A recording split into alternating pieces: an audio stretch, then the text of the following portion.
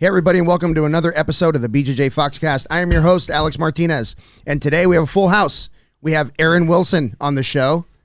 Hi, Aaron. Fellas. We have the great and powerful Paul Nava. Hello. And, of course, my left-hand man, Tojo. Yo. All right, guys. Welcome to the show, everybody. Thank you. Oh, yeah. Well, thank you for having us, sir. I'm really happy to be here. Oh, man. So let's talk about today. Let's talk about the tournament today. It was the last one of the season, right? Oh, no, we got one more. We got the Masters Cup coming up. Masters of Kids. So, yeah, in Arizona, for people that don't know, we have the AZBJJL, which is like been around since, I don't know, forever. 2001. And it's grown significantly ever since. And it's, I mean... Started with 40 students, and I remember back in the day we used to have the tournaments in Arizona Combat Sports. It was crazy. It was so small. Holy shit, really? Yeah. It was so small. And then it was like Westwood, and then it was called... No, it wasn't at Westwood. It was at place AZ Combat. Then it was on Mesa Recreation Center. Mm-hmm. Then it went to Westwood. Oh, okay, that's right. Okay. Westwood's a high school off of like Rio Salado, whatever it is. Yeah, high school my mom went to. Westwood's in a tough part of town in Mesa. It's like Longmore and... Yeah, it's like 8th Street. Yeah, Country Club and 8th. Oh, okay. Yeah. Okay. Yeah. Extension. And then it went from there. That's then it went from there to Marcos Deniza, and then it went back to... I wish it would have stayed at Marcos Deniza. Marcos Deniza, really? Yeah. At Phoenix College for a little while. Yeah. Yeah. Oh, it was 2 years. It was at Phoenix College for too long. It was only at Marcos Deniza Maybe 3 3 or tournaments. 4 times when I was at Blue Belt. So like maybe 2011. Wait, is that the Awatuki one? 11. Yeah. Okay. Somewhere close. Yeah, Yeah. I know they've had a couple of... They had like the Copabella there once, and I think they had like one other Southwest. It was not fan friendly, but it was very nice. The area is nice. The area is gorgeous. Yeah. Well, you know what's so crazy? I talked to the janitor there, and I go, "What the heck's up with all these water dispensers or the what do you call those things? Water fountains?" Mm-hmm. They had like so many lined up. I'm like, "Why do you need this many?" And he said that the president came here. That's why. So they fixed up the high school for the president, and then that was some of the stuff of the United States. Yeah, president of the United States. Oh, He came there and did some. I don't know. Was that Bill Clinton? No, I think it was Obama. And they put a bunch of water fountains because Yeah. the president was going there? Yes, Yeah. because it was so crowded. They Hey, want people you got to have stay water. hydrated, bro. Yeah, Got to stay hydrated. It's Arizona. That's It's true. fucking It is. hot. It is true. Yeah. Everyone's like, oh, you can't buy fucking shorts at any Target right now. But that's kind of what they do. Like whenever there's going to be a big event, like when the Olympics goes to like a shitty part of the world, Yeah. and they build it all up, and then they put these big walls everywhere so you can't really see. Like The Olympics Rio, are good for Rio. one thing, and that's bankrupting cities. yeah, that's yeah, true. they do a good job of that. Those places Yeah. spend so much money, and they don't make any money. Yeah, yeah. But you know what? I have to say this. I got to say this. The AZBJJL, I competed for 20 plus years. It's the best ran tournament I've ever been to. Yeah. Period. It's so well ran. Like Gustavo and Heath don't have to be there at all. It's so fine tuned. Yeah. Everybody wants to work there. He must treat. There was no employees issues good. today. No, it was great. It was good. Yeah, it was really. It's always on time. Yeah. The referees are always good. The quality referees. The mats are always clean, always not. It's just, and then the standards that they uphold for the. They've definitely come a competitors. long way, though. There had been issues in the past. Yeah. I don't know. I don't know if any other state has like at home style tournament. No. No, there like is. that. The very first tournament that came to the United States, that's still successful, is the Claudio Francis in Santa Cruz. Yeah, but do they have like a circuit? Like They do. Okay. They have like 4 different Was tournaments. it the All-Star The one? you guys All-Stars went is to? one of them. I Then didn't go they to have- it with you guys when you guys went. Yeah, way back when. we went out there, and did it. We took 4th place. There was no 4th place, but we took 4th. I But mean, most states don't have anything like what we have here. Like I can't imagine. You go to a lot of places, and they're like, we have AGF that comes through. Well, honestly, Yeah, Naga. it's really solely, not solely. I mean, obviously, there's instructors and everyone else is responsible, but it's a big part of Arizona Jiu Jitsu culture and why it's good having that at home and your guys being able to challenge themselves against good people. That's huge for the community. Yeah. And a lot of like people from out of state come to the in-state stuff. Not only like the competitors, but like the people that like ref and run that organization. Or a lot of those guys are from out of state. Like Samir, like basically runs that reffing staff. Right? Back in the day, there used to be some big name black belts that came out for that open. Too. Oh shoot! Yeah. I mean, Leandro Lowe and Tank fought one of them. Wow. That was fucking badass. We had Clark Gracie. That's right. JT Torres, Kyle Terra, Yep. Samir, Casino. Yep. Shoot. And now they all live here. Yeah. They all just moved here. They're like, Yeah. fuck it. Bruno Basto was in it also. Who's that guy? Who's that guy Bruno fought? That big fucker from like New York. He's huge. Probably like 6'5". Just Muhammad like, Ali? No, you're talking about here in town? Bruno fought him at the. So that would have been the second Southwest Classic when I was a white Oh, belt. no, that's Wow. Gubson Saw. Yes, that's who it was. But Gubson Saw is not from there. He's from North Carolina, South Carolina. That's before my Okay. time. Carolina. Yeah. Definitely before your Before time. I remember my time, that. yeah. I just remember that because that's when I was sponsored by Many Weapons. So was Bruno, my Many first Weapons. sponsor, Yeah, that's so and crazy. that's when I got close to Bruno. So shout out to Bruno. Yeah, Bruno's awesome. I just talked to him yesterday. Hiko was here today. Hiko was there. Yeah, Hiko Oh, was was here he? today. Yeah. Yeah. Yeah, Hiko was Bruno fights today at the He fights Submission Hunter Pro. Yes, he does. He fights wow. a very good guy. It may have already happened. It did. Okay. I don't know who won though. Yeah, there's a lot of stuff happening this weekend, man. Yeah. I just want to give a little shout out since we're on the topic of Yeah. Bruno. He's starting to manage jiu-jitsu guys now. He picked me up as one of his first guys. That's And a thing now. He's got some Yeah. a female that was on UFC Invitational, and then some other ones that have been on like Who's Number One. So Yeah. he's really picking up, and he's done right by me. I mean, so- they're becoming professional, like legit professional Yeah. athletes. Like, I mean, Samir does his managings. And Yeah. It's legit now. Yeah. He got me on the show I'm supposed to be on in Austin next month. Unfortunately, I had to pull out with an injury, but he did all that for me and managed it and took care of it and got me booked on there. So Yeah. yeah, I think he's doing a good thing. And then, like you said, Samir's doing it too. So I think it's cool for the athletes to kind of have that route to go if you're trying to make a little money or make a name for yourself. Yeah, you know? what should an athlete look for in a manager? Because I'm sure there's going to be a lot of yahoos reaching out to young kids trying to get them on board. Well, I think just somebody that you know and trust and that's ethical. Yeah. And I've known Bruno since I was a white belt. Yeah. And we just had a conversation about goals and what I wanted to do, and it just made sense. So That's good. Well, both those guys, Samir and Bruno, they have like huge connections, and Yeah. so they have you great want those they have great reputations. great reputations, great connections. So those are two good guys to have in, to be marketing people. Like out. just being around for so long and also not being a shithead kind of helps. Yeah, I mean that helps a lot, right? I mean, yeah, that's wild, man. It's kind of cool that you got picked up. Hopefully, he'll talk you into doing some of the old people tournaments with us. Word on the streets, I might be doing Master 1 for Nogi Worlds coming up. So Okay. Aaron. Yes. December. Yes, you know who's in your division too, right? I don't know. Go ahead. JT Torres. No, he's not my division. Yes, he is. You gonna do? middleweight? He's He's a lightweight guy. well. Maybe he'll be for Nogi. I don't know. For Gi, yes. Should have brought the laptop. You can look it up. I'm down to clown. Tojo doesn't want to be Jamie. Yeah, he'd be a very low budget Jamie. Hey, let's be real. I'll Jamie fucking- fucks, bro. Come on, he Jamie- gets it done. He gets it done. Listen, but he doesn't talk, which would be great. You should be Jamie. You should be Jamie. He talks sometimes. Somebody has to put the real knowledge in this here. Yeah, right. You're just the guy. That's what I'm here for. The fake knowledge. I read once. Yeah, but so again, going back to the tournament today, I only had 2 competitors going, and it was almost to the minute on time today. It was it's fantastic. really good. It was really fantastic. really today. fucking well run today. Yeah. Yeah. So this is the thing.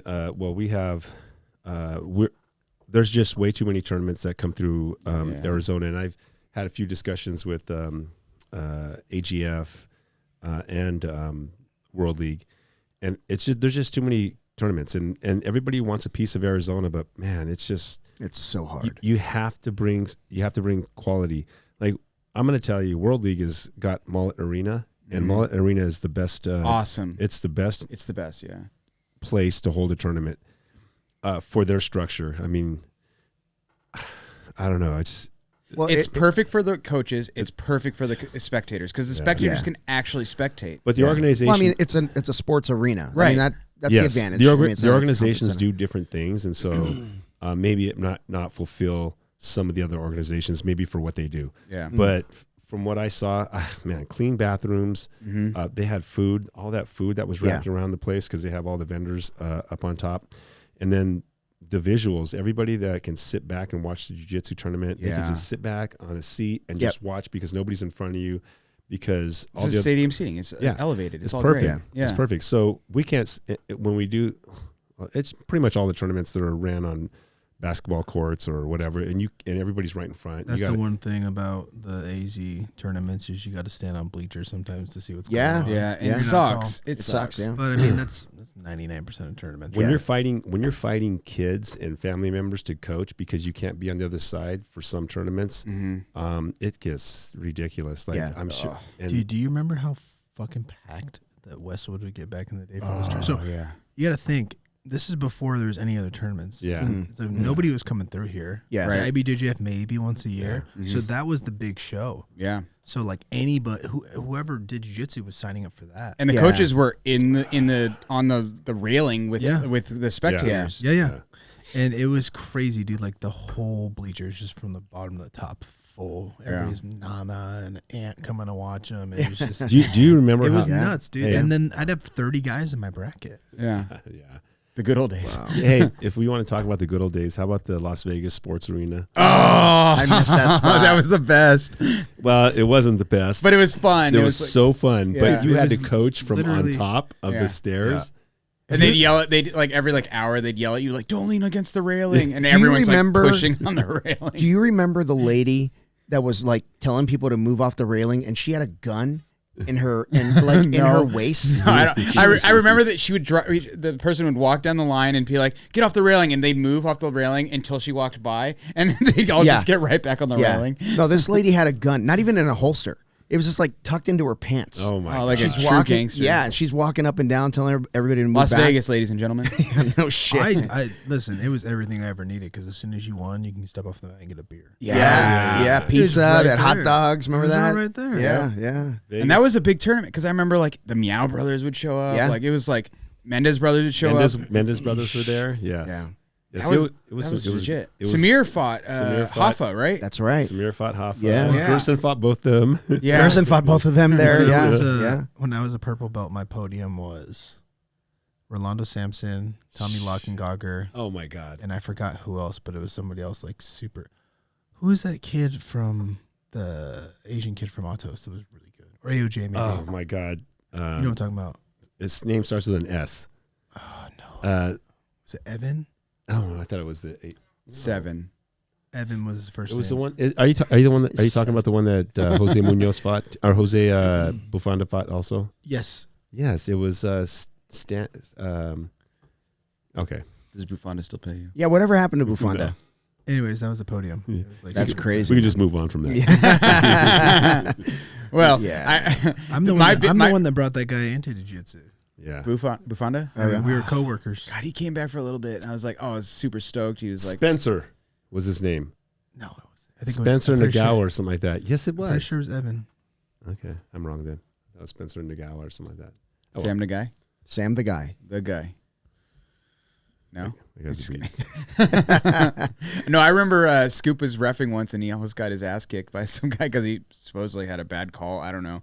And it was just like, oh, that was like the biggest thing that I ever saw at like a jiu-jitsu tournament when like some guy was just like ready to fight a ref. And I was like, is it that big of a deal to you? Oh, I'm all for it, dude. It's a fucking Vegas tournament, bro. That was one of the tournaments where there were like these two heavyweights that like ran into the judges' table. Like they knocked the TV over and shit like that. Oh, yeah. It was pretty wild. That's the best. That's like ADCC. Did you see that Tackett fight where they were just like off the mat for like half the fight? And it's ADCC is just like, hey, you Just don't keep stop going. until we tell you to stop. Yeah. And ended up getting a sub off the mat. Wow. That was a dope scrap right there. No. Yeah, No, East Coast Trials? No. When they go off the mats, it's ridiculous. I know it is a little ridiculous, It's but it was stupid. still sick. As somebody that's gone off the mat before, I'm not going to try it. It's kind of fun. I mean, honestly, like it's kind of Cody silly. Steele suplexed the guy off the mat today, and like at that point, it's like, I'm gonna fucking kill somebody. Yeah. Yeah, that's not good. I mean, not to say that like what 2 inches of fucking like hard foam are gonna stop you from breaking your neck versus the carpeted ground Yeah, it was carpeted. That's true. with cigarette ash all smashed into The it. one in Phoenix, I was on the fucking concrete. Oh my gosh. What, did they do it at the At convention Westworld. center? At Westworld, right? Yeah, it was at Westworld. Oh, Westworld. Yeah. Dude, that's like what was? compact. And That's a the- good venue, and too. like the ref is just out of his element. Yeah. He probably saw like, oh crap, there's guys on this. Oh, okay, and he's like in the background, like trying to. That was a fucking scrap. It was you and that black guy, right? What was his name? Dorsey, lawyer yeah. guy. That was a fucking scrap. Yeah. Yeah, it's a good one. Yeah. Yeah. But man. That was an open then, and not the trials. Then. No, yeah. Yeah, it was That good. was the Phoenix Open. Yeah. I got FOMO from not being at the trials right now. Adrian Nez got a submission today. I saw he's going on the day fuck 2. yeah. So Oh, we have- nice. We have an AZ guy going to get day 2. London lost to Elder Cruz, I guess. Yeah, That's okay. it's all right. That's okay. At least you can say I think he bottom. lost 3-0. What weight class is Adrian Nezin? Big boy. Big boy? He's in Yeah. the wrong weight class. Is he? Yeah. Yeah. Big boy right now. 88. He's 88 kilo, really? He's my thick queen. He's actually the best no-gi grappler in the state. He's dope, Dude, man. he yeah. is badass, man. He I've is said so it good. on this podcast before. He really is. Yeah. Yeah. Well, you got a second now. He Yeah. is so good. Yeah. He's so good and so soft-spoken. It's so crazy. Hey, Did how they about announce when the West Coast is? No, I don't. They may have. I'm not sure. What was it? April? Last year? No, A year before. Well, And that's when what I mean. when The went last to- time. Yeah, when we went to Vegas. I think it was April, dude. I don't think it was April. I think it was closer to like right now. No. We watched football at your sister's bar. Oh shit! We watched football when we were there because all three of us were together. No, we didn't. We watched March Madness. Oh, we watched March Madness. That's right. That's right. That's right. what it was, yeah. March. It was March. Thank you. I'm sorry. So it is March. It was March. Look at us figuring I was out going to say, shit out. so April then. Figuring out via other sports. It was March Madness. Yeah, and That's it, was, right. and it was near the Final Four, or was the Final Four we were watching, so it had to have been the end of March. Okay. Was the actual championship was during like October, November or something last year, wasn't it? Yeah. So okay. that's how it works. Yeah. Yeah, it was pretty wild how transparent Seth was about his stress level. I was during very that period of time. surprised that he would like really give a mature response. Bro, dude, I'm putting together a picnic for my academy, and I'm fucking stressed out about putting together a picnic. And it's potluck, by the way. Yeah. I can't imagine having to deal with people at that level, like a legit sports arena in Las Vegas. You're going to take over the whole fucking place and try to put on the best jiu-jitsu show in the world. Yeah. Well, you see him. I mean, I'm not saying this as any kind of disrespect, but he's a control freak. You see him at doing his fight to wins, and he's competing, announcing, and he's paying people. Yeah. And he's Yeah. he's doing He everything. got stretched too thin. Yeah. Yeah. He's doing everything, which Yeah. is okay. I mean, that's kind of how my personality is too. I'm the same way. No one else can do it better than me. That's right. And I want it to go really well. Yeah. So, Yeah. But you have to be able to pawn things off. That's why he's got Delegate. Yeah. Yeah. You got to delegate. Yeah. you know? Yeah, there's a guy. I'm learning that finally now. Yeah. After, There's a after guy I 7 years. follow.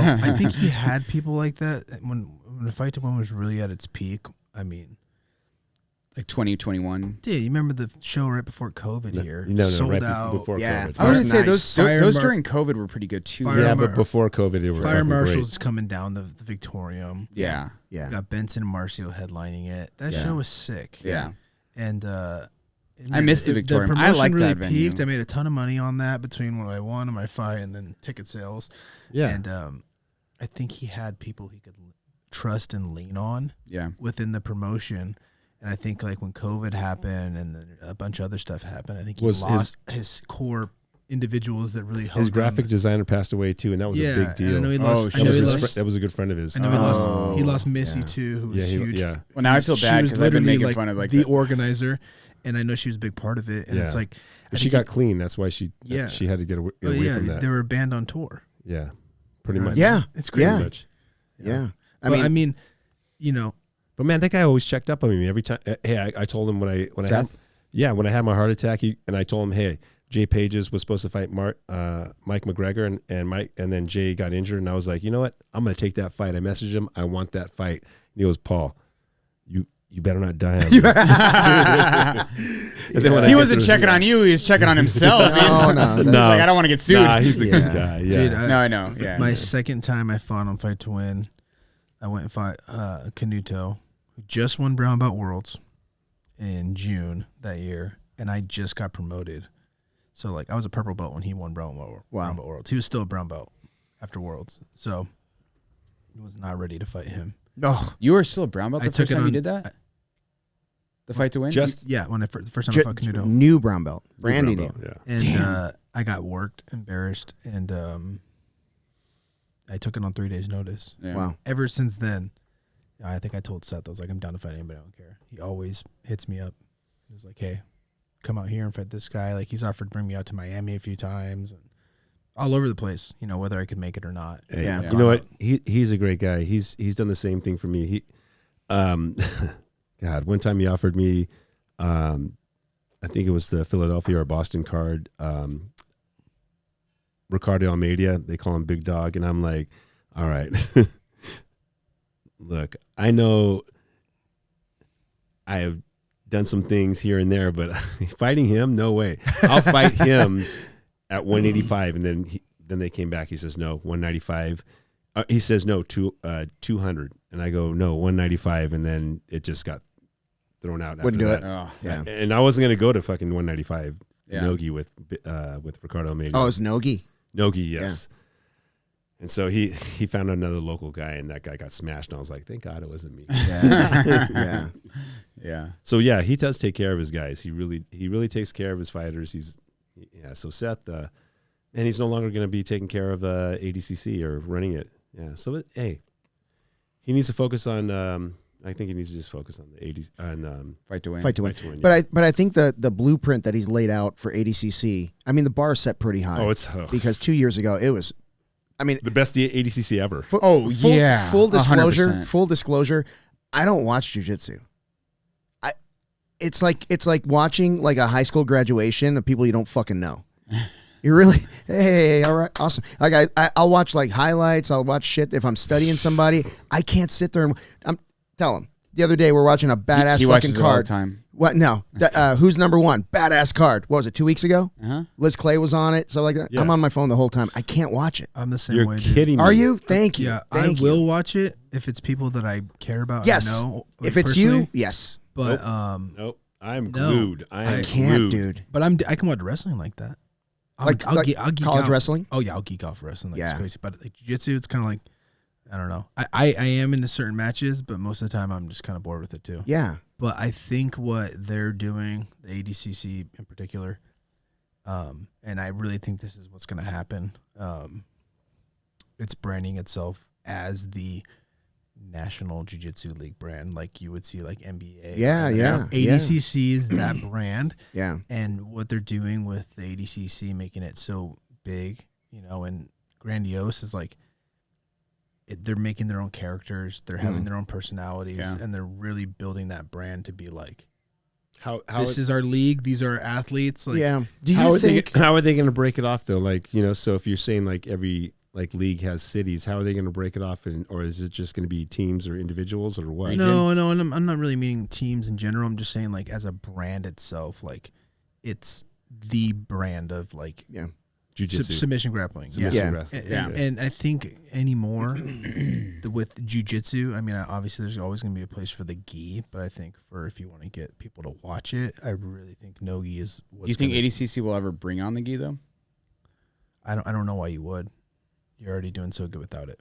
Yeah, I don't think their opens across the country are matching the quality of the big event, the World Championships. not even The close. opens, No, yeah. Not I the hate opens, to say it, but the trials themselves. the trials are awesome, but I'm saying like the opens, they don't seem very professional to me.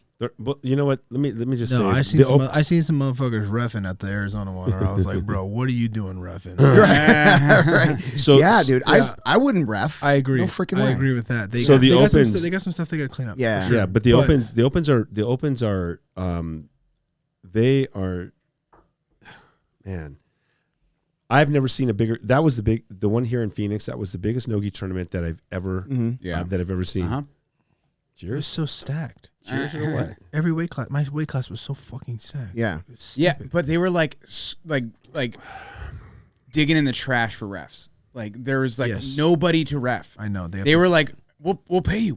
They were putting out like, we need refs. And Guys would put in, yes, I want to be a referee or a judge. I'm sorry, a judge. Could have judges, right? they differentiate the two. And Whatever. they brought them in the day before for like an 8-hour training, and then I don't even think it was 8 hours. yeah. Well, here's Dude, your so- shirt. Good luck. In my experience, so I've done a couple of them. I did the one in Dallas, and I don't know. I'm in the consolation semis, and I'm going against this guy, and he's just trying to get arm drag butterfly to get to leg locks. So I'm like shuffling my hips back, trying to readjust. He's really strong. He's really doing a good job of loading me.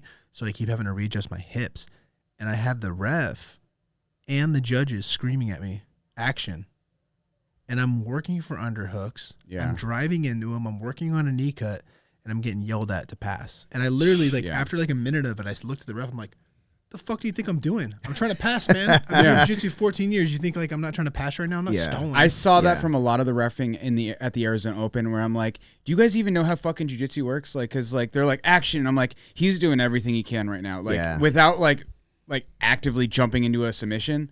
Or doing something stupid and creating space and getting, I literally in that match I fucking did like a cartwheel pass. Like there's a difference. There's a difference between like holding some guy in close guard, and like I know like well this is sometimes you have to make it just look like it. This is my beef with the ADCC. The both times that they were here, they've been connected to other events at the same time when they have so much money that they could just they can just do it solo at that weightlifting. But do they have that kind of money though for the opens? I don't know that it's funded as well. I don't know. As a world championship. With how many people they had sign up? That's what you have to look at, the people that signed up. Yeah. So there was about probably, I don't know, like 1,200 people signing up. It was a lot. Whatever, $100 a pop. Just think about that. That's $120,000. But think about it this way as well. And then sponsors. Yeah, well, I get that. But like, okay, so let's just say you plan the Phoenix Open and you got to let everybody know where it's at. You got to do this. You got to do that. You've got to pay up front for a lot of that stuff. Yeah. So you're recouping money with all the, To be fair, it was their first year. They didn't Not know. only that, too, if you have the opportunity to trim off some cost somewhere and still put on a good event, you're going to do it with an opportunity to hop in on that. My hope is that they get to the point like IBJJF where they're flying the refs out everywhere. Yeah. And they have like a professional reffing staff. You got to have better refs for sure. 100%. Yeah. I actually liked it at the Fitness Expo in Dallas because I was like, in between matches, running over and getting like free sample protein bars, energy drinks. Like, there was like everything. Let me get an energy drink. It's a weightlifting comp. There's like they had like the protein cookies and all that shit like everywhere. Yeah. Well, I will say this, man. Like they have like probably the most potential for growth of any other organization. Like I don't want to say IBJJF has peaked. But what else can they do? They kind of it's rinse and repeat. I'm telling you right now, the future of the sport is no-gi. Yeah. And that's gonna just keep continuing to grow. Yeah, and it's gonna get bigger and bigger and bigger. IBJJF is playing catch up right now. To where you're gonna see a lot of schools down the road that open up are gonna just primarily be no gi. Yeah, and gi will be just something they do like a couple. Is Tanquino's like that right now? No, it's still pretty traditional. We're 50-50 in our schedule. we do no gi on Mondays and Wednesdays in the evenings. It's typically when I teach 6 p.m. 6 p.m. Monday, Wednesdays. And the rest of the week it's gi. Can I ask you why not Friday? I don't know. I just do gi on Friday. Okay. I taught gi on Friday this week. Okay. Yeah. Okay. Yeah, I'm just curious. I'm really into like symmetry when it comes to schedule. Yeah. If you do Monday, Wednesday, you're going to do Friday. Yeah. It's a question for him. I don't know. I just teach there. I have a question for you, Aaron, because I don't know if your opinion is similar to mine. So back to the ADCC thing. So I think they have the best rule set of like any tournament. The one gripe that I have about the rule set is the penalty for guard pulling, especially because their top guys are fucking leg lockers and are pulling guard. And then my biggest gripe about that is hold on. You can't say they're top guys. You know what? Jiu-jitsu should be everything. Period. So you shouldn't say that. I mean, I watched Andy Murasaki. I mean, like 2 years ago. He played all top game, wins the EBU or whatever. I think it's EBU in Las Vegas. He played all top game because he's very well rounded. So you cannot just say people just are bottom game players because there's got to be good guys that are on top that can handle. Right. But I mean, there's a lot of like their number one guy in the world is a guard puller. Yeah. Yes, he knows how to play top. Obviously, yeah. But he took down a guy this past fight, his last past fight. Right. And then he stayed on top. But my gripe is, with having like the penalty for guard pulling, is you end up with two guys who don't know how to take down, who don't want to pull guard because they don't want to get that penalty. And now you have a match where these two guys are standing and they're playing that fucking sumo wrestler match that you see with like a bunch of like super heavy guys. Tojo, those guys are going to go Shout back. out to the sumo wrestlers. Those guys are going to go back on their video and look at it over and over, and they're going to say, "Oh my god, I look like shit." Yeah, I mean, agree. I'm embarrassed of how I looked in my stand up, and then they're going to clean up Here's their one stand thing up. you have to understand about any jiu-jitsu tournament across the whole country. You're gonna see shitty fucking wrestling, even at the highest level. What level wrestler do you think you need to be in order to really be effective in ADCC rules? I don't think you need to be like a certain level. I just think you need to have a general understanding of positioning, and then being able to scramble well, and then maybe having one or two good takedowns that you're efficient at. Yeah. I don't think you need to be like a college level or like a state champion level. I just think you need a couple things you're good at, and you need to know how to defend. Yeah.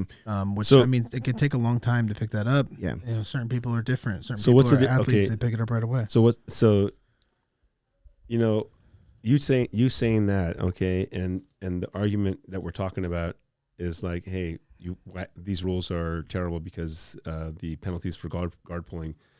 So you saying that's exactly what I worked on in my game. I told myself, okay, shit, I suck at wrestling. So I found two, whether gi or no gi, I can take down my opponents. And I worked on takedowns, and I fine-tuned them as much as I could. I'm not going to be like as good as all these wrestlers that are out there, but I'm going to be good at 2 or 3 different takedowns. Basically, it's 2 takedowns. That's it. Period. So if you want to get better at something, you just got to work at it. You got to know your faults and just like your It's flaws. crazy. Yeah. I love wrestling more than anything in the world. Like, it's my first love. It's my everything. I watch wrestling like you. And I watch more wrestling than anybody I know. Maybe Aaron Simpson watched more than me. But I watch. And I Nick watch too. Yeah. Well, I'm not, yeah. He's his first job, right? That's his job now. So yeah, I love watching technique, and then I when I drill, when I go train, I try all these different techniques that I see out, and I have success with a lot of them. Yeah. But when I go compete, I do the same shit. I do the same fucking takedown, and it works. You know, it's my bread and butter. Like, I've been doing this since I was a kid, but like, yeah, I just That's not growth though. I've had moments where I've tried out some new shit. You can check my Instagram. I've tried out some new shit, and it's worked too. But like, when the times are tough and I'm in that moment against somebody good, Old Faithful. I'm going back to my thing. Yeah, because I know the timing's there. I know how to do it well. I don't even think about it. I just do it. Yeah. You know. Yeah, but around the table, penalty or not worth the penalty for guard pulling. Do you think that's something that they should keep, or do you They think should keep it. Yeah, I think that's fine. It needs to be You exciting. got to think about this, dude. If you want to keep those the mainstream fans, if you want to keep them engaged, then you don't want the guard pull. But The do you guard think pull is someone terrible. pulling guard and going to the leg lock game is more exciting than two guys who It's can't not more take each other? exciting. It's, You for gotta- the mainstream person, that's going to be your new student. That's going to be the people that are like you. Those are the people that you need to convince to love jiu-jitsu. Yeah. Like, I mean, listen, when UFC changed like all that stalling shit and they stand them up because they're sitting down, because the people that are paying are the people that don't know how to do any jiu-jitsu at all. They don't want to. They're just sitting by a TV and they're like probably maybe overweight. I get that argument, but how many people at the ADCC championship do you think were not jiu-jitsu people? At the 8, okay, what do you? Okay, so what I'm saying is like, so like, all right, so the ADCC championship was a huge event. They made a lot of Okay, money you're off talking that. about the complete, But it was the finals. Yeah. Everybody was jiu-jitsu. Well, not even people. yeah, exactly. Yeah, but we're not. But you know what?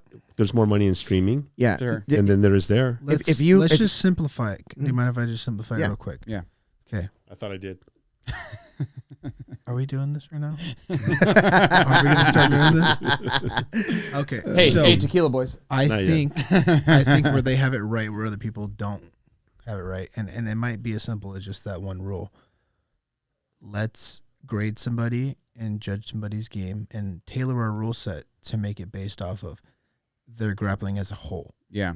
And I think to be an effective grappler, whether you come from a judo background, a jiu-jitsu background, a wrestling background first, The ability to take it to the ground. ability to be practical and use takedowns. Yeah. Yeah. You know, and you have a lot of jiu-jitsu guys that never wrestled. They Yeah. come from judo or just jiu-jitsu. They fucking scrap and wrestle really well too. Yeah. So like, it's a different style of wrestling. You know, when you're a straight wrestler, you don't react right because it's not something that a regular wrestler would do. Right. You know what I mean? Like, Yep. your wizard's not there because they're doing something different. Right. So I think what it does is it really caters to like the grappler as a whole. So It's I more I think yeah. that the rules should stay to keep it exciting, but I think how the judges rule things may have to change. Yeah. Because I don't think they have those issues with their main judges, the guys that are at the big show for the actual ADC. I agree. Oh, with you. right. I agree. Yeah. with you Although with that. what's his name got hosed. I'm not a big fan of him. I really want to fight him. AJ got hosed last year on that call. Yeah. And I'm not a fan of him. Gabby got hosed. Honestly, I don't like him, but he got fucked. Yeah. He really should have won that match. There was even on the finals night, there was a couple bad calls. I think that happens in any sport. You can't Watch football on Sunday, dude. It's unavoidable. Yeah. You'll see some horrendous Yeah. misholding calls or whatever. It just happens, dude. But no one's gonna perfect it. No one's gonna make everybody happy, and it's gonna have to be preference based on like If you have humans doing it, it's going to what's- be what's imperfect. important. we're going What's to keep important to humans, you? so knock it off. Artificial intelligence is coming. Fuck you. No, replacing shut the refs. fuck up. I knew you were going to go there. We're going to keep the umpire behind the plate, too. I'm down for some artificial joints, shoulder. Oh, I thought you meant like joints. I don't do that. And why would I want artificial joints if I was going to do Hey, that? I don't know. Maybe it's stronger. I don't know. We're but gonna no. go there. Are you switching the topics now? No. But what? Okay, so you guys, You can't switch the topics. That's you fine. guys are saying that the ADCC is getting it right. That's what you're saying. I think they have the best. I didn't say that. I agree Okay. with that. I agree with Tojo. I think it's a cool rule set. Yeah. Yeah. Like that first half of just fucking let's go at it, and then at the second half you're like, all right, let's do points. Like, I think that's a cool way to do that. Yeah. Because then, like at the first half, you're not focused on that points jujitsu, which is the boring jujitsu for a lot of There a are lot of some people. things that maybe not in the rules. Well, it is in the rule set, but there are some things that I think that they can clean up and they can change.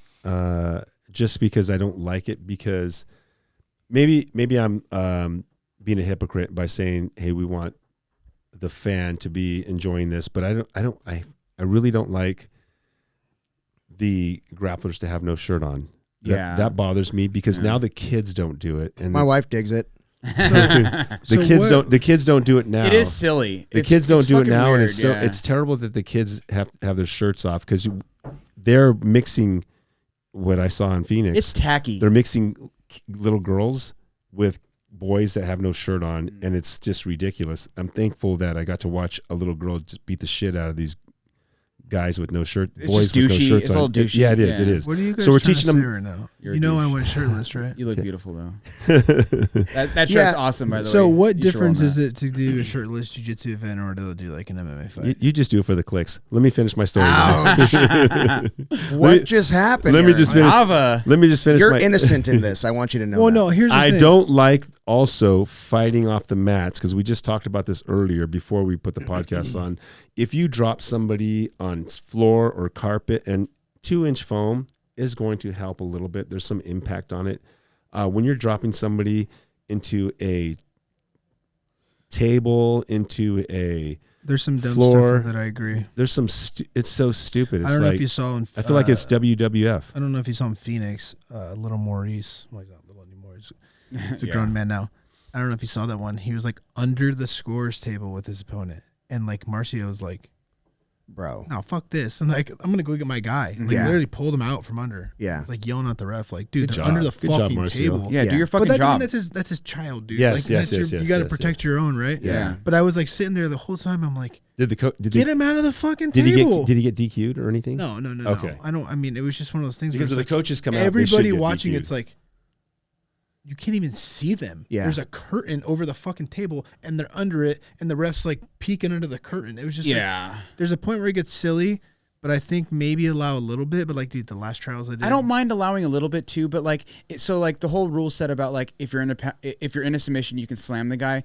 Cool. Okay, that's fine. But you need to like have a facility that's safe for that. Yeah. Like slamming some guy on a concrete floor with a fucking 2-inch like tatami pad. It's not That's cool. not safe. No. That guy fucking like really got hurt at the West Coast Trials last year. Like really fucking got hurt. You can let go of the sub. It's like, but there's a difference between that and like the fight to win That's stage. why motherfuckers shouldn't buggy. You can let go of the sub. I get that, but Thank you for saying that. I hate that choke. I agree. I 100% agree. Hey, I've got- But like if you're talking about like safety, like come on, if you're gonna allow that kind of stuff, at least have. But you know what? He had the right answer. If you know you're going to get dropped, you got to let it go. Have you Sure. seen It's up to you. Q? Have you know seen what Q I at will Fight to Win? He does that all the time. You know what Somebody picks him up, his feet hit the ground. Well, you know what I will say about Fight to Win, because I've slammed a couple motherfuckers there. When I've slammed them, we get some hang time on the way back up. That thing's bouncy. Yeah. We got a good setup there because Yeah. I've slammed people hard and like as soon as we hit, we were like, boing. Yeah. going Is that back a up. boxing ring with no ropes? Is that what that is? Basically, Dude, it's Basically, got, right? It's got some give to it, Yeah. for sure. Like Yes. it's You haven't fought Fight to Win yet? Oh, yeah. Yes, you have. Yeah, Okay, twice. so you know. yeah, Yeah. I think so. Yeah. Yeah. Interesting. But Yeah. like, I in my opinion, that's a little cavalier. Like to just if you're gonna allow that, cool, fuck yeah, I'm okay with that. But Yeah. it's just like, You're okay with slamming when they're Yeah. in a submission? yeah, absolutely. Uh, But as long as you're not like, I don't want to see some guy get fucking paralyzed. No, that's terrible. what's But gonna I happen. do love. It's gonna happen on I- a concrete floor with fucking padding. so you know You what? guys haven't. If you guys have not been to like East Coast trials, you guys are at West Coast trials. So you guys Yeah. saw Yeah, the chaos is fun. I bet. It's chaotic. I agree. I It's 100% chaotic agree. and it's entertaining. Yeah. yeah. And at some point, it's a little too much, right? Yeah. But like, the I guess the I'm- ADCC is chaos. And I it's guess fun. I'm old because I don't like that chaos. Yeah. I want to see a very structured tournament where everything is ran well, just like the IBJJF. It's ran well. No, but here's the thing. ADC is- it's ran ADCC is not like, ran well. It's ran like a wrestling tournament. But here's the thing, Aaron. It's ran like shit. Here's I mean, I know when I did Dallas, my weight class went 2 hours late. yeah. Oh, you're Yeah. talking about the Open. Yeah. Yeah. And then when I did Phoenix, it's so annoying the way they have the mat set up. Yeah. And you're like, What about the East Coast? So let's West be- Coast let's trials? be- 1336 on this mat, 1335 on this mat. So you're on 1336 because your match is on 1336, and you're waiting and you're waiting and you're waiting, and all of a sudden they're calling you 4 mats down, and there's 1335 on a mat that didn't have that on it before. Yeah. So it's just like the bout numbers are like bouncing from mat That to part mat, is and definitely it's a not mess. consistent. Is that the trials, or is that the Open? It's open. The Okay. Opens were a mess. Because I want to make sure that we differentiate. Because the trials ran really well. The World Championships run really well. I don't think You didn't the go to the Opens West are. Coast trials. No. Okay, no, I so think- you can't say that then. No, I also think Just it's from really what hard to people run tell a good me. tournament when you have that many fucking. the West Coast trials So- were ran much better than the Much Opens. better. So hang on a second. But it still was chaotic. It was definitely still chaotic. hang on a second. Aaron brought up a really good point, and this is something that I brought on the podcast. I brought this up on the podcast several times. If you've got 200 people in a division, okay, 180 of them don't belong. Yes. Because they let anybody sign up, right? There is no what qualifications. There'll be blue belts. I'm sure they're great blue belts, but really they're going to beat somebody at the highest level at a black They belt. don't care about belts. They don't care. They just Right. But because there's a handful of blue belts, or because the guys who don't do the belt system. so Right, so yeah. if You either a dog or you're not a dog. Right. They got And that there's dog some in and them. there's some fucking dogs that have only been doing jiu-jitsu for a handful of years. 100%, Right. yeah. But You know that's what I mean? that's And the they exception, and they not the break rule. through. like, No, and Moshi's one of those dogs. It's Yeah. rare. Moshi's one of those dogs. It's Yeah. rare, but it's there. But I you know? think in my opinion, just like the adult world championships, there should be a qualification process just to get into the trials. Yeah, I agree. You shouldn't have. Isn't that what the Open should be for? That's Yes. what they should be. That's what for, they should yeah. be for. Instead I don't of think they instead- are. They just want to make money at But the they Open. should. You're 100% right. I mean, Yeah. the opens are cool because they're exposing like people like me who will never get into the world championships. They're exposing me to that rule set. Cool, that's awesome, right? Yeah. But there should be another division in those opens, an adult division or some kind of advanced division or whatever that is it's made with the same rule set, slams included, right? And you're accumulating points so you qualify for the world championship. So Yeah. you don't have 200 people and the thing goes 3 days when it should go a day. Yeah. Yeah. Because there's a big difference between this outlier who just happens to be a blue belt, but he's still just a fucking Stud. savage. He's a stud, yeah, Right? yeah. And then the normal blue belt nogi guy who's just I want to go try the nogi West Yes. Coast trials or Yeah. whatever. And they I end up getting hurt. I don't know. I know personally some of those guys, but they're not for my team. And Yeah. I see him sign up, and I'm like, oh my god, this is ridiculous. Right. Why are you even doing this? Yeah. Even though he's at a friend's school, Yeah. and I'm like, man. No disrespect, but it's just kind of But dude, know where you I are. wish the instructor would say, That's hey, your job. Exactly as I was going to say, that's your job as an instructor to Yeah. kind of be realistic with your students. Like, 100%. listen, Yeah. 100%. now you want to do yeah. this. God, it's so. I mean, that's the nice part about the opens because they got the intermediate division, Mm-hmm. right? Yeah, but those blue belts are still signing, not from my school, but those blue belts are still signing up for the advance. And I'm like, what are you doing? Why are you doing that? Yeah. I know.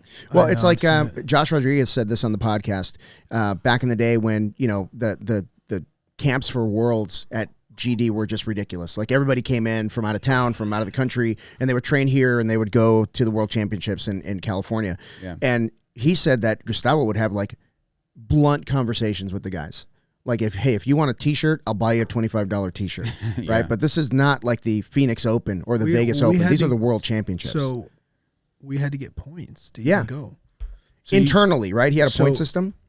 for IBJJF, Yeah. he would track your points, whether you were, and this is before IBJJF did that for you. Yeah. Do you remember this? Yeah. Okay. So he would track how you were doing at tournaments, and you had to have at least 30 points to compete at Worlds. So you got to think, what is it to win a gold medal? 9. Is it 9? Yeah. So you got to think. Yeah. Throughout the year, you need to, well, throughout the belt. Yes. So whatever belt you were at, Yeah. Yeah. if you got 30 at that belt, you were good. Yeah. So Did they have to be IBJJF tournaments? Yeah. Okay. Yeah, Okay. no, no other ones. None of the counted. local shit. To even compete at the Worlds. Yeah. Under his banner. Yeah. So I mean, I'm breaking the seal. Attaboy. I think, and that honestly, dude. So, and I think we talked about this last time. It's like, All right, Paul's out here. Let's talk some shit.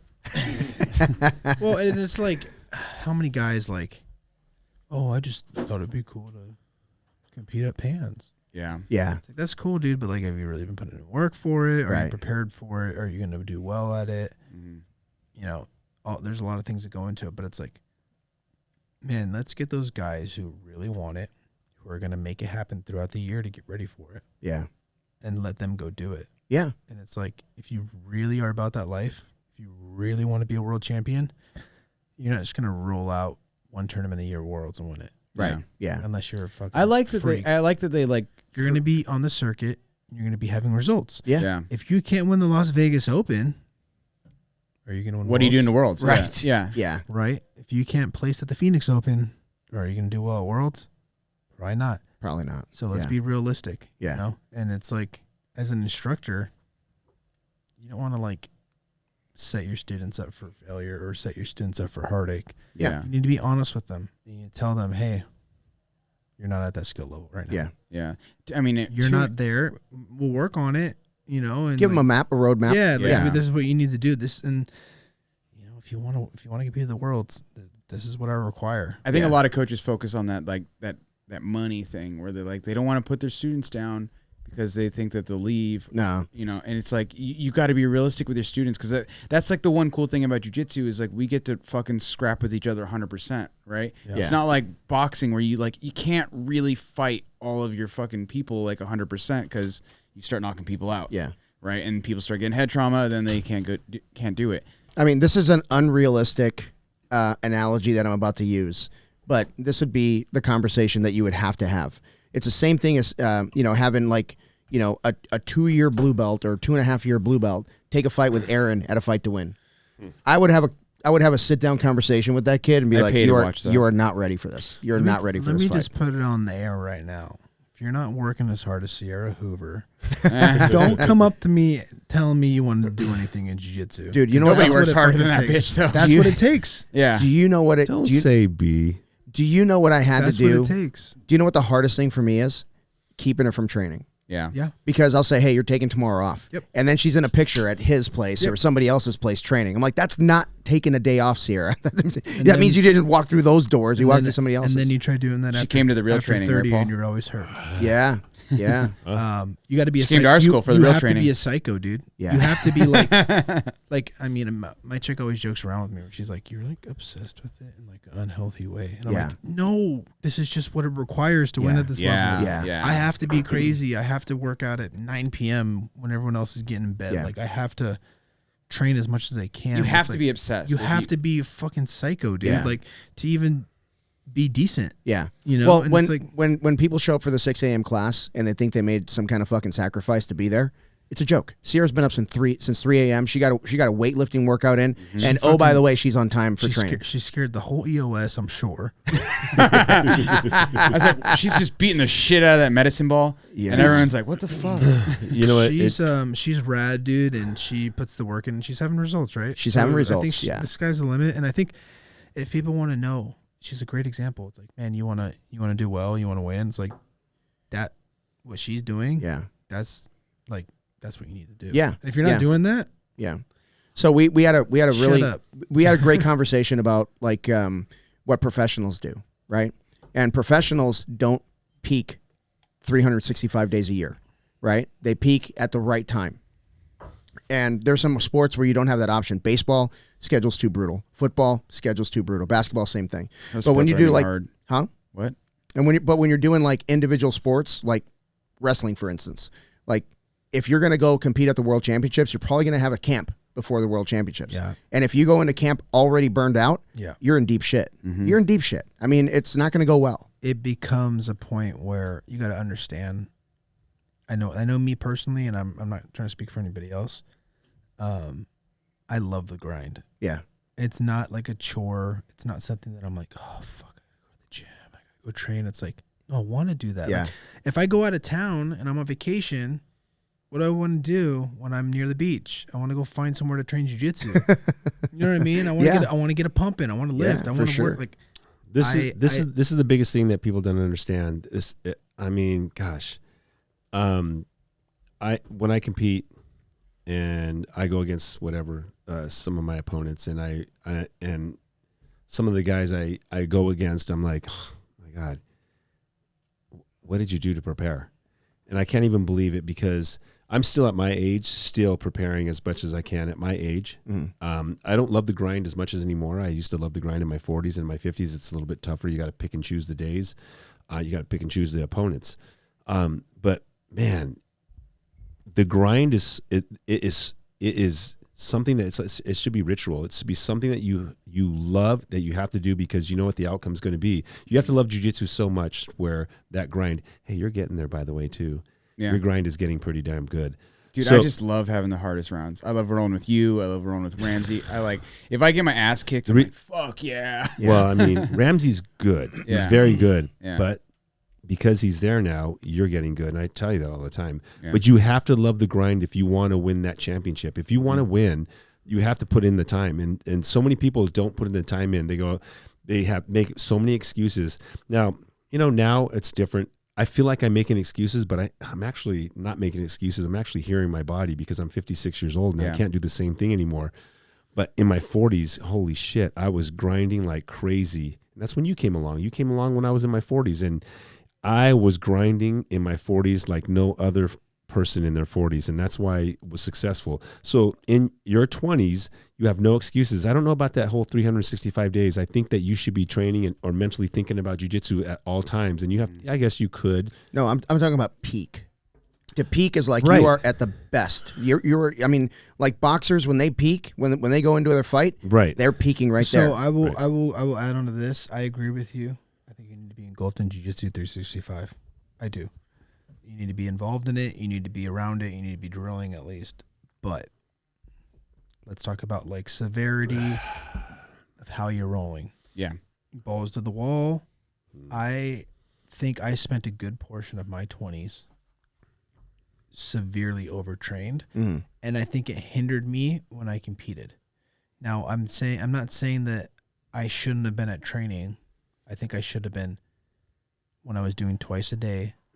In the evenings, not letting my ego get the best of me. Mm-hmm. And that's hard for you. And going with the best guys that I already, well, yeah, of course, and that I already went with at 10 a.m. hard as fuck. Now I got to go with them again. No, I should have been working on my technique. I should have been working my deli heave on my left side. I should have been working on stuff that I wasn't necessarily the best at. These are things that I was just like, I just want to train hard. These are things that you as an instructor now, you have to implement these new things, these new ideas, these new things that you've already been through the grind and you fucked up because you worked too hard as a 20-year-old, and morning, night, sometimes that doesn't work. It should be, and we still have guys, they're posting about those things, morning, night.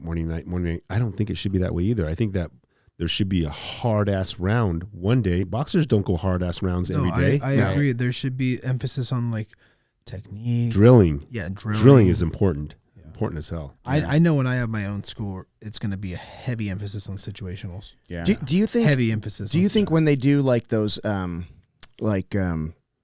gosh, like Stuart Cooper used to do some of that stuff, and other videographers would go into schools, and they just show everybody like murdering each other. I mean, there's a lot of like showmanship going on. Still does that. Yeah, but there's still like there's a lot of showmanship that goes on. Yeah. That's not the school every day. You know what I mean? I doubt it's that way every day. Well, do you think I post videos of my worst days? Of course, I always post my videos of my best days. But I guess my point is, when you've got somebody in their teens, right, or a kid seeing this stuff, they're like, "Oh, this is what it's like to train with these guys every day," and they're wrong because they're only seeing that snip, that reel, basically, right? People come in and film comp training at Tim's. Yeah, right. We get after it. Yeah, but that's Fridays. Right. That's right. Yes. Well, like people hear Gordon Ryan say, like, I train 365, but it's like he's not 100% 365. No. There's days where he's just doing movement and do you know drilling or whatever. I think what makes him different, whatever his blueprint is, he's fucking got it spot on. Yeah. We don't know. He even talks about that. He talks about that. But the reason like he's so, I mean, obviously he's so good, right? But he's an innovator. Steroids, yeah. Well, but that's part of it. But so is everybody else. So I don't give a shit. Like everybody else is on it too. So I don't give a shit about that. I'm just kidding. But no, what I'm saying is, fucking technically, he's an innovator, which means he takes time to study. 100%, and he works on stuff. The De La Heave on the left side, like you mentioned, all of that stuff is in play. And yes, he does get his rounds in, but it's not, it's not 3 it's a not days, murder 4 days. 365. It can't be. It can't be. You'd be injured all the time. Yeah. No. And if you want to go back to steroids and talk about that, let me say something. Barry Bonds, he has to hit that ball. Yeah. He has to figure out how to hit that ball. Yeah. And when he contacts that ball, I mean, you got to learn how to swing. You got to learn how to find that ball. And it's technique. Mm-hmm. It's technique. It's always technique. There's a difference between the ball going 365 and getting caught by an outfielder and the ball going 385. Yeah, that's true. And that's delivered by a little extra in the hips. You know what I'm saying? And wasn't he like 150 pounds when he first got into into blue belt in jiu-jitsu now? You know that. I'll say this as somebody who's a natural athlete going against guys who are juiced to the gills. I don't fucking care. No. Bring it. Yeah. Bring it. Yeah. Like, it's whatever. You know, my favorite thing was like when I trained with Tommy and Espen when they would come out here. They're crazy. And Tommy legitimately thought that because he had Viking blood, that he did not need steroids because it was superior. He's like, I'm a Viking, dude. I don't fucking need steroids. He's right. And like, it was a joke, but it was also like, no, that's good that you think that way. Yeah. Because it's definitely an advantage. I mean, that mentality in itself. That's a mindset. That's a mindset. Yeah. But that you got to keep that. But like, man, I'm not talking about, oh my God, this guy's so strong. But I've rolled against guys before where I was like, damn, this motherfucker. Unreal strength. Yeah. And like, a few months later they got popped for steroids. Yeah. You know what I mean? Fair. It's like, okay, that makes sense now. Right? Who, Tommy? No. Tommy don't do none of that. I'm talking about You're like trying to start some shit right now?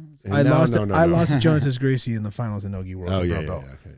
Guys obviously enhanced and got coughed. Josie. Yeah, I've lost him twice now. But anyways, God, you made me lose my train of thought. Oh, so the whole thing about performance enhancing drugs really has nothing to do with like your performance on the mat that day. It's all about you being able to recover and to be able to train more consistently. Mm-hmm. So if you're able to recover and train more, you're probably going to have a leg up on people. Right? Yeah. Or you're going to have really shitty tendons, whatever. Well, I mean, down the road. Yeah. Yeah. But down the road, but not people during. Don't care about that. Heart, all that other stuff too. I think really there's going to be, the whole reason I've stayed away from it. Is it worth it for me? No.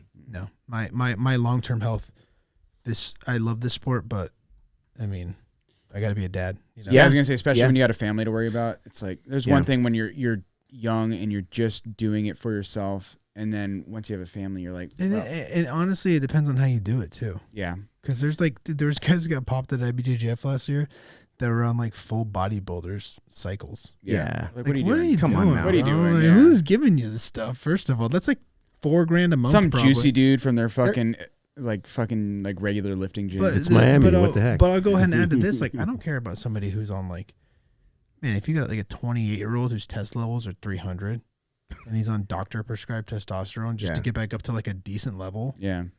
That's illegal though. I don't care about it. But it's illegal. It is. I don't care. I'm less inclined to like be up in arms about like tests, like because like there's a big difference between tests and being on like trend, you know, right?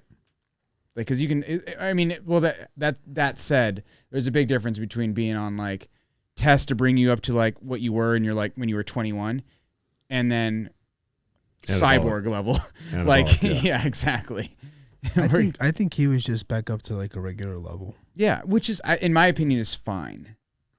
As long as like within normal human standards, like cool, whatever. Yeah, as long as it's not like. But then you're like, where's that line drawn? Yeah, that's the other thing, right? Well, and I mean, there's no one that's ever going to monitor it, so it doesn't really matter, right? Yeah, the UFC is about to get really exciting. Yes, it is. Really exciting. It's gonna be fucking awesome. Yeah, we were talking about that last night. It's like it's not that they're getting rid of it, but it's going to be like, hey, John Jones popped again for steroids. Dana's going to be like, no, he didn't. You're right, he didn't. No, but you know what? That 5th round is going to be tough for those guys that are on steroids. That 5th round, because there's no longer going to be like you have that natural gas, because that gas is not going to be there. Yeah, but you've got a lot of stuff like EPO and all that shit that'll help you with that. That's not a big deal. They got so much money they can. Half of me's like, fuck it, let him go juicy. And right, then half of me's like, here's the only issue. What does EPO do? EPO is like basically. I know that's what Dillashaw was on. It's like growing a third lung, basically. I mean, it just helps you with your stamina, your overall stamina. Is it legal? Absolutely. Well, it's not illegal, but it's not. Depends on the organization. Yeah, yeah. And what are the long-term side effects for EPO? Just blood clots and death. No big deal. I'll die for sure. He's like, I'm cool with that. Your penis will be small. No, I don't know what the long-term effects on those. I just know it from cyclists use it. Cyclists use EPO and stuff like that. So, but yeah, that's what that's why those guys can go. Good. Yeah, EPOs. I have to look into it. Yeah. But no, here's my concern. Really, you have somebody like a Gordon Ryan, who's obviously, I mean, he says it himself. He's openly, on. Yeah, I want to know what stack he's on. So let's just say, okay, it's probably insane. I'm sure you can find it on the web, right? It's probably Acai and Jesus, bro. Yeah. But you have someone like Gordon Ryan. He is, I don't know how much money he makes, but he makes good money, right? He's got a house, he's got a family, he's got cars, he's got a good lifestyle. 7 figures, 100%. Yeah, so 7 figures. Okay, cool. So he's making 7 figures. So he can hire a really good doctor to help him through this and when to take it, how to take it. Yeah. Now you got some Yahoo who's 22 years old thinking they want to be Gordon Ryan, and they're on a shoestring budget. You think he's 30 grand a year? Yeah. Yeah. You think he's going to a doctor? Nope. No, he's going to Mexico. Yeah. Right? He's going to Mexico. He's going to pick up all the same shit, start putting it into his body, and fucking die. Or some guy who's just some doctor who's like, yeah, I'll write you for whatever you want. Just pay me. Yeah, but the thing is, like, obviously you can't. 20 years old, I'm sorry, you're a grown person. You don't get a lot of passes from me because I had 2 kids, a mortgage, and a minivan when I was 24. So I don't give a fuck about, oh, he's a kid. No, fuck you. You can make your own decisions. But that's my fear, that those guys like are not fully, they don't have their frontal lobe fully developed, and they probably fight in MMA, so it's pretty fucked up. I don't know what that means. But but that's really my fear, that they're going to start doing this stuff because they see their heroes, quote unquote, doing it, and then they're going to get all fucked up. That's a lot of people's biggest gripe with Gordon Ryan is like, he's not a role model. Yeah. No, nor does he claim to be. Right? I don't like that argument about like the whole role model thing. It's like they're trying to win. They're not. His goal isn't to be a role model. Like, yeah, I mean, sure, but like that's not his goal, right? Like just because there's like kids who are looking up to him are like, oh yeah, now Gordon Ryan's doing steroids, I need to be steroids. I think that aspect is what makes you a great athlete. Sure, I 100% agree with you. Unfortunately, when you're in the limelight, you're a role model. That's all there is. True, that's true. Your character, but I don't think that's necessarily his responsibility. No, when you're sponsored by a company who's paying you a lot of money, and you have little kids running around, but that's up to them to dictate whether or not they want to sponsor him. Dressing up as Gordon Ryan for Halloween. Yeah. You have to think. You have a platform, you're the Michael Jordan of the sport, and you talk shit on fucking social media all day and argue with people in the comment sections. The guy acts like he's 12 years old. I think that's more on the He's sponsors, great at though. jiu-jitsu, and that's fucking cool, but like, that's where it ends. Yeah, but I think homie's just trying to be himself, and whether or not that's a douchebag or like the stand up athlete. Right, and I think at some point, somebody in his life probably needs to talk to him and be like, "Hey, man, you're." Yeah. Or don't take any pictures with kids that want pictures. Don't sign any autographs. Just tell them, hey, I'm not your role model. Yeah. I mean, yeah, sure. 100%. Be honest, right? Be honest. Be Yeah, like, that's fine. And don't do what I'm doing. He can be the Yeah. best grappler in the world, but it's like, I think what really makes you great is like having everything. The whole package. I agree. Yeah. Like I like the guy who's like, Well, that's a choice. yeah. So he can do whatever he wants, just like you can do whatever you want. No, I can do whatever I I'm want. all for the freedom of people doing whatever they want. Yeah, but you know what? what? It's up to those. I mean, if you're gonna take your kid to the ADCC Open and they're like 10, 12 years old and you're glamorizing that whole industry, he's gonna grasp onto Gordon Ryan, whatever he's doing. So the parents have a lot. I mean, there's no responsibility that Gordon has at all, just for himself. That's Right. it. And if everybody else wants to jump on his coattails, that's up to them. Yeah. I like Gordon Ryan a lot. He's a great athlete. But you're not going to follow when in he his- does take responsibility and he says all these really good things about jiu-jitsu and all these. I'm like, all right, this is great. And then we start talking douche, things that I don't care for. I just skip the I think- skip the Instagram post. Agreed. I agree with what you're saying, but I think you see a glimpse of the real Gordon Ryan 10 seconds after his matches. Because Yes. he's very complimentary. Yes, He stopped. All the shit talking is over. 'Cause Yes. he's He's, already like, he's proved- selling it for the most part. What's that? You mean he's selling it yes, for the most part? For Yeah. the- it's Of just course like he is. the fighter, Yeah. the Irish fighter, See, Conor McGregor. It's the same thing. The whole doll in the box thing. I know. It was That so was just cringe. that was just And he was creepy. like, "Look, it's funny," and everybody's like, "What the fuck is he doing?" It's just weird, He's bro. Yeah. from Jersey. He's definitely got like He's from Jersey. he's definitely got like a That's bout like of boutisms too. He's just kind of weird, dude. I don't Yeah, know. you're I right. mean, From so Jersey. like in my opinion, I would rather be like that stand-up martial artist, quote unquote, and like not be the best. Dude, I don't mind somebody having a little fucking spice going on, a little flair. I to their game enjoy too, the but, fuck out of it. Yeah. Yeah, but like he's just on a whole different level with it. Okay, Yeah, so Dude. And yeah. like he won't even accept like when he's wrong. He's one of those people. so Yeah. so you know where who he's my like, he'll be wrong and he's like still arguing. It's like, dude, you're fucking wrong. Just shut up. Yeah. Like, you know what I mean? Like, dude, you're a fucking idiot. Like, you fucked up on that thing. Just leave it alone. Yeah. It's like, I mean, no, there's- he'll there's- keep there's going. so He- much- he can never be wrong. There's so many idols in our lifetime that we can always bag about. Like, I love Mike Tyson, but man, Sure. he's done some bad things. Yeah. Yeah. And so we have to, I mean, he's cleaned up his act and he's a great guy now. So you have to really think that, hey, he's in this like hoorah life right now. Like everybody loves him. And it's hard to like not get that ego being built up. I've And- just never seen a professional athlete argue with strangers on the internet. well, because internet is new. You Yeah. I mean, please. No, like he argues with people in his Hold comment on. section like He does. religiously. It's He like the does. guy literally is like, if he's You not haven't- training, he's on his phone trolling people. You're still young, okay? So when I was back in the day, I used to see fighters like just beat the shit out of people. You have the mats in the garage still? Beat the shit out of people. It's on. It's on. We're fucking going. Yeah. So I'm sorry. You say fighters beating the shit out of people? So I watched an interview. God, he's still a ABC interviewer. He's not Geraldo Rivero, but the other guy with the mustache. He was interviewing a WWE guy or WWF guy. And he was saying, "Hey, your stuff is fake," and that WWE guy just Hit him. Oh, Remember that? That's that's Slaps back him in in the face. Day, dude. That's And like slaps the him. 90s. God, who was that? Who was I think it was that? Geraldo. No, it wasn't Geraldo. It no, wasn't. Geraldo's a fighter. No, Yeah. he's Okay. Geraldo's a Oh, ex-boxer. fuck. I remember Okay. that. Who was that? It was so he's still a guy that does he's old right now. Basically, like, fuck you. So you remember. Yeah. So okay. So you're saying that he's arguing with somebody on the internet. Back in the day, we used to watch people get beat up. And nobody sued each other back then because suing Yeah. wasn't a great thing. The lawyers weren't as weasels back then, and now they're like super Right. I'm not weasels. saying that. I just think it's kind of pathetic. Yeah. It is, but it's happened forever. It's very pathetic, and the reality is, I think, especially for jiu-jitsu, it's a new thing to be in the global limelight, right? Because like we're not global quite yet. Oh, he just I think he Gordon just got Ryan brought is. on stage We're- with Logan Paul. Yeah, I was gonna say Gordon Ryan is like he's getting pulled into like venues that like UFC's most jiu-jitsu putting guys on- are not. Do you UFC's know what he putting on charges camera. for a seminar? I don't even want to know. $1 million? Huh? $1 million? No. Hey, I'll tell you what. 100,000. He can win as many. 78. Hey, he can win as many things as he wants to win, right? And he can talk as much shit as he wants to talk. He'll never be beloved like Craig Jones is. He won't. He won't be as funny as Craig Jones. Well, because he doesn't get it. Yeah, he doesn't. And just Who has more followers? I don't know. Look it up, Look it up.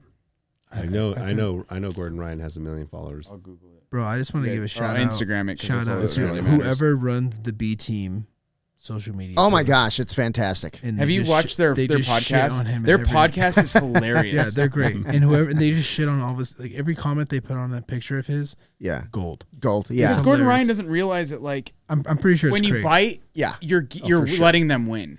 And Or somebody is all the crazy. B team Yes. does is just fucking like they troll and they just have fun. It's great, dude. The best video that Craig Jones did was the one with Gabby Garcia Oh, so good. with a stripper. It's so good. It was the funniest thing. Or the one where he was No, the stripper one was the best one. we get to. So all right, guys. So Gordon Ryan has 9.8, or sorry, 983,000. I thought he had 1 followers. million. Okay.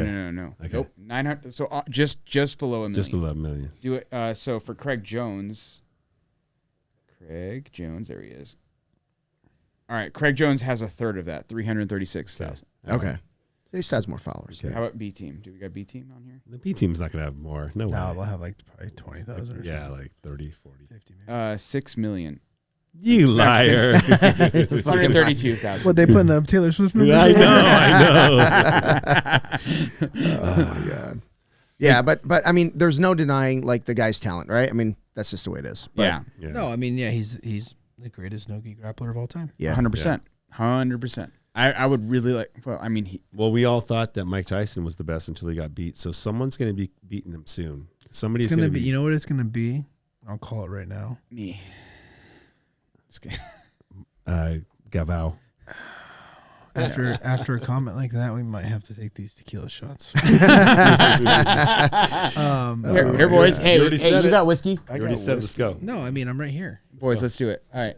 I'm not shooting this. Cheers. so- No, I know, but have a fucking drink. You and I have been drinking for a couple hours. Oh my God, I didn't even taste that. That's easy. That is a This very shit's good. This that shit's is- good. That's a very nice bottle of mezcal we bought in Mexico. Oh my God. Bought that in Ensenada, Take it. and it is. For those listening, It's got a smoky guys, finish. Fandango. smoky as fuck. Yeah, it's got a smoky finish. That It's is very delicious. smoky. It's No, it's very delicious. dangerous. That's the smokiest tequila I've ever had. Yeah, Yeah. yeah. Very So dangerous. that's of all the we went through this tequila tasting, and it was so fucking. I'm a big tequila guy. I love it.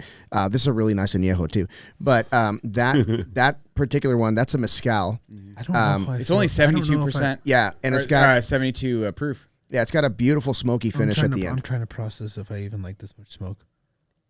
I'm not a I don't smoke know if fan. I do. I don't like smoke at all. I don't know if I do. in my whiskey. So just imagine this: the way you guys let the shots sit is a better way to do it, Okay. because it kind of lets all some of the smokiness out. If you were to pour a shot and just go straight, it's a lot. Is So when I tequila- was in Cancun with Oscar and Jay Pages and those guys, Having fun. Jay and his black belt that lives in Mexico were doing tequila tasting over there. Oh, dude, it's They the were best. Like, oh, this is so, and like, I was like, damn, I want to fucking take a shot, but I got to compete tomorrow. Dude, there was Gotta rinse those things tequilas. out. There were tequilas I tasted. I'm not doing another shot, bro. you don't have to. Okay. There were tequilas I later. tasted, and that tequila He doesn't have to tasting. yet. This guy, I couldn't afford the bottle. He's manipulative. Do you He is. understand that? He's terrible. Your co-host is an asshole because I told him when I came over here, I've already had a little bit of wine. Yeah. Not trying to get too crazy. And I said this won't react weird Sip with on your a beer. wine. He Sip thought on a you beer. said you were whining a little bit. You're whining a little. Oh, that's what it was. Listen to me right now. I can start whining. Oh shit. But I mean, God damn it. What were we talking about before the tequila? Gordon Ryan, Ryan. steroids. Yeah, he's a fucking douchebag. I mean, I appreciate what he's doing as far as. Well, I like, just don't like how he's just, oh, everyone's a snowflake. And then somebody's like, you do steroids. And he's like, yeah, but, like, he's just like he just is It's so hard- he himself is a snowflake. I was gonna say, yeah. So do you it's just- so hard to be like, oh, everyone's a snowflake, and then like anytime I fucking get talk offended shit by about some you, 45-year-old blue belt from North Carolina. yeah, on my and you fucking have to go comment. comment Yeah, on their you comment. fucking It's like bitch. that's being a snowflake, Yeah, bro. I'm yeah. sorry. Oh gosh. But he I'm likes sure, my. I'm sure he's a cool guy. Dude. He likes my mustache. If you know him personally, I'm sure he's a cool guy. Yeah, like I said, you But probably see a God, glimpse. he's We just see a glimpse of fucking- who he really is right after his fights in the post-fight interview. He seems like a really genuine dude. I think You deep know, down, like most of these guys, like they want to be the good martial artist, athlete, whatever. But then they know that Dude, that's not how you make millions. that shit don't make Yes. money. he was Yeah. talking about out wrestling Pat Downey. Okay, was on Instagram. I will out wrestle Pat Downey. I'm thinking to myself, Pat Downey's a fucking dog. The guy made the fucking world team. Wow. You're not touching Pat Downey's leg. What did Pat Downey do? Went out there. They had the little setup, whatever. Pat Downey tucked him, threw him, and then he said, the follow up after I commented on it was like, "That you're going to beat Pat Downey." Oh well, I didn't say that I was a better wrestler. I said I was a better scrimmage wrestler. Like, bro, you're just making up shit now. Yeah. Can you just explain shut the up. difference? And 'Cause that's I don't know the that's what difference. annoys me. Like, I can never be wrong. I Right. can never lose. I can never Right. be wrong. It's like you fucking got thrown on your head by Pat Downey, dude. Yeah. Like, just own it. You know what I mean? Yeah. Remember when Bo Nickel fucking suplexed your ass? Like, Yeah.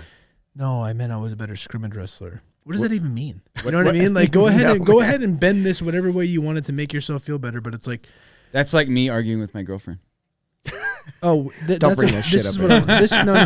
this is I'm what, like, I will bend the truth. yeah, no, I might be guilty of that. But it's like, let me. We were talking about who's going to beat him. Yeah. Yeah. Who's I'm going to telling be you him? right now, Yeah. when those fucking Rotolo brothers get some weight on Yeah. them and get My grown, God. and they got this fucking 6'7" wingspan on them long ass arms, they're gonna darce him. Dude, in 5 years. They're gonna darce him. In 5 years. 3. Do you think we're going to see a gi or no gi world champion over the age of 25, 26 in 5 years? Yeah, 100%. You think? Yeah. I think the young kids are just getting so fucking good, dude. Yeah, but those young kids are getting older. Yeah, man. But And they're just getting they're better. so good, So man. let's look at another sport that's similar. Or you know what? I'd rather say maybe the age Chess. of 30. Maybe So, the age of 30. No, we got. I don't think you're gonna see We got Isaac I think Dodelin so, at too. 30 years old. I'm talking about that's right now. I'm Okay. talking about in 5-6 years. Guys, No. athletes peak at their late 20s. Yeah, 25, So 26. I think 25, 26. You see a lot of guys that age one. when you see the experience, the skill, and the athleticism catch up to each other, it's they gotta- yeah. Yeah. Do you think that window, the window of opportunity, is going to close a little bit on the athletes? I'm with them. I think it hits towards the end of the 20s. No, it's not. It's not. Gosh, man, it's not. so scary how good these kids are. Knowledge is way more than And yeah, physicality. I'm not shitting on the athletes. I'm not going to say older, but the more seasoned athletes. Yeah. But these kids coming up that these guys are training are so fucking good. It's okay. Yeah. It's But okay. but these guys that are peaking in their late 20s have also been doing it since they Yeah, were 6. yeah, that's true. You know, Yeah, so, yeah. So you're talking about like 25 years of jiu-jitsu versus and that's not to say that these guys who started when they're 6 and now they're 20 like and they're black belts, right? It's like that's not to say that those guys aren't awesome, but Yeah, that's another 10 years. Yeah. That's another 10 years of I jiu-jitsu. think it's just the same thing as like wrestling, right? Yeah. Where you have guys who win the Olympics that are 30, and you have guys who win the Olympics that are 19 or yeah, 20. yeah. It happens, and usually there's guys in the middle. You know. Yeah. But Jordan it's Burroughs. at 20 Jordan to Burroughs 30 just though, fell right? off. You know, Jordan Yeah. Burroughs just fell off, and he's 33, right? 37, I he's thought. the But he same- punished he's himself I think for he's a so year many older than years. me. I think he's 35 now. Yeah. But yeah, I mean, he was.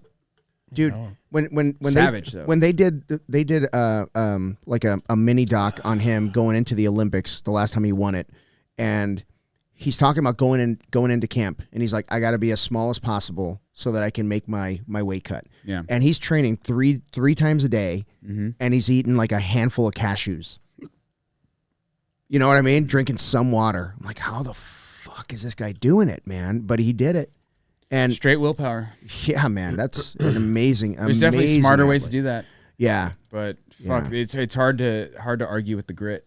no doubt, man. That's why when you're talking about the loving the process or the grind, that's a guy that fucking loves it, man. And he did it. I mean, until he couldn't do it That's anymore. loving suffering. Yeah, That's what that is. yeah, That's not loving the grind. That's loving suffering. yeah. But you know, at the end of all that, there's potential for something that's great. Sure. Yeah. And sure. And you can have that high. But do you think Yeah. that there could be a little more greatness if he did it smarter?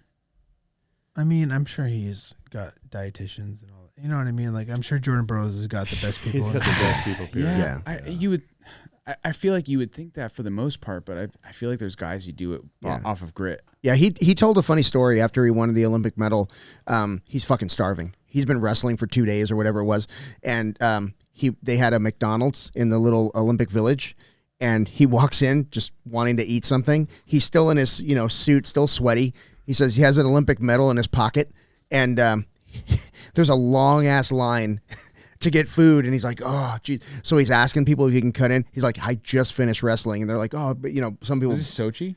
Might have been. Yeah. But he's like, This was 2012 when he won his first Olympic gold. Yeah. When he pulls a medal out of his pocket and he's like showing people, like, look, I just finished. I remember this story. I just don't remember how long ago it was. Yeah. It wasn't, I don't know. 12. Was it 12? Yeah. That was a great story. But people are like, oh shit, he won the medal. Yeah. Get your food right now, dude. Yeah. It's on us, bro. Yeah. Fucking it's relax. wild, man. Yeah. But that's really, I mean, that level is, I mean, it's not unattainable because he did it, but yeah, fuck, man, he did it for a long And time. we want to talk about a guy who's a role model and does all the right things. Yeah. And works hard and is a good family man Yep. and is great for the kids. Yeah. I mean, Nick works for Rudis. He spends some time around Jordan Burroughs and sponsored by Rudis. Like, said he's the fucking Miss that nicest motherfucker. guy. I in the miss world. Nick, man. Said he's the nicest guy in the world, dude. Yeah. Is he still Like, trading he's out just very like personable. I don't think he's I don't know if he is. He just had a kid, dude. What? Yeah, my little nephew Henry. Oh, that's awesome, man. Really cute. I Yeah. want to run out Really there and cute fucking go kid. hunting. And Yeah, they're out there in Iowa, right? So Nick. No, he's in Ohio. What's the difference? I just talked to Nick yesterday. It's flat. I just talked to Nick yesterday on the phone. He'll be here State line. early December, so maybe he'll pop in. Early December, he'll be here. I miss that guy. Yeah. Gave him his brown belt when he left, man. Oh, I sent him a picture of like the last elk that he killed was in Unit 1, and I just sent him my elk picture, and he's like, bro, he's like super stoked. It was like, Yeah, it's yeah. cool. I remember that when we were kids. His dad and him would always go out and do that stuff. Yeah. Hey, I'm gonna grab a drink. Anybody need something? You have a drink right there. Maybe a water. Yeah, bring me a water too, yeah. Please. All right, keep it going. Give me some ice.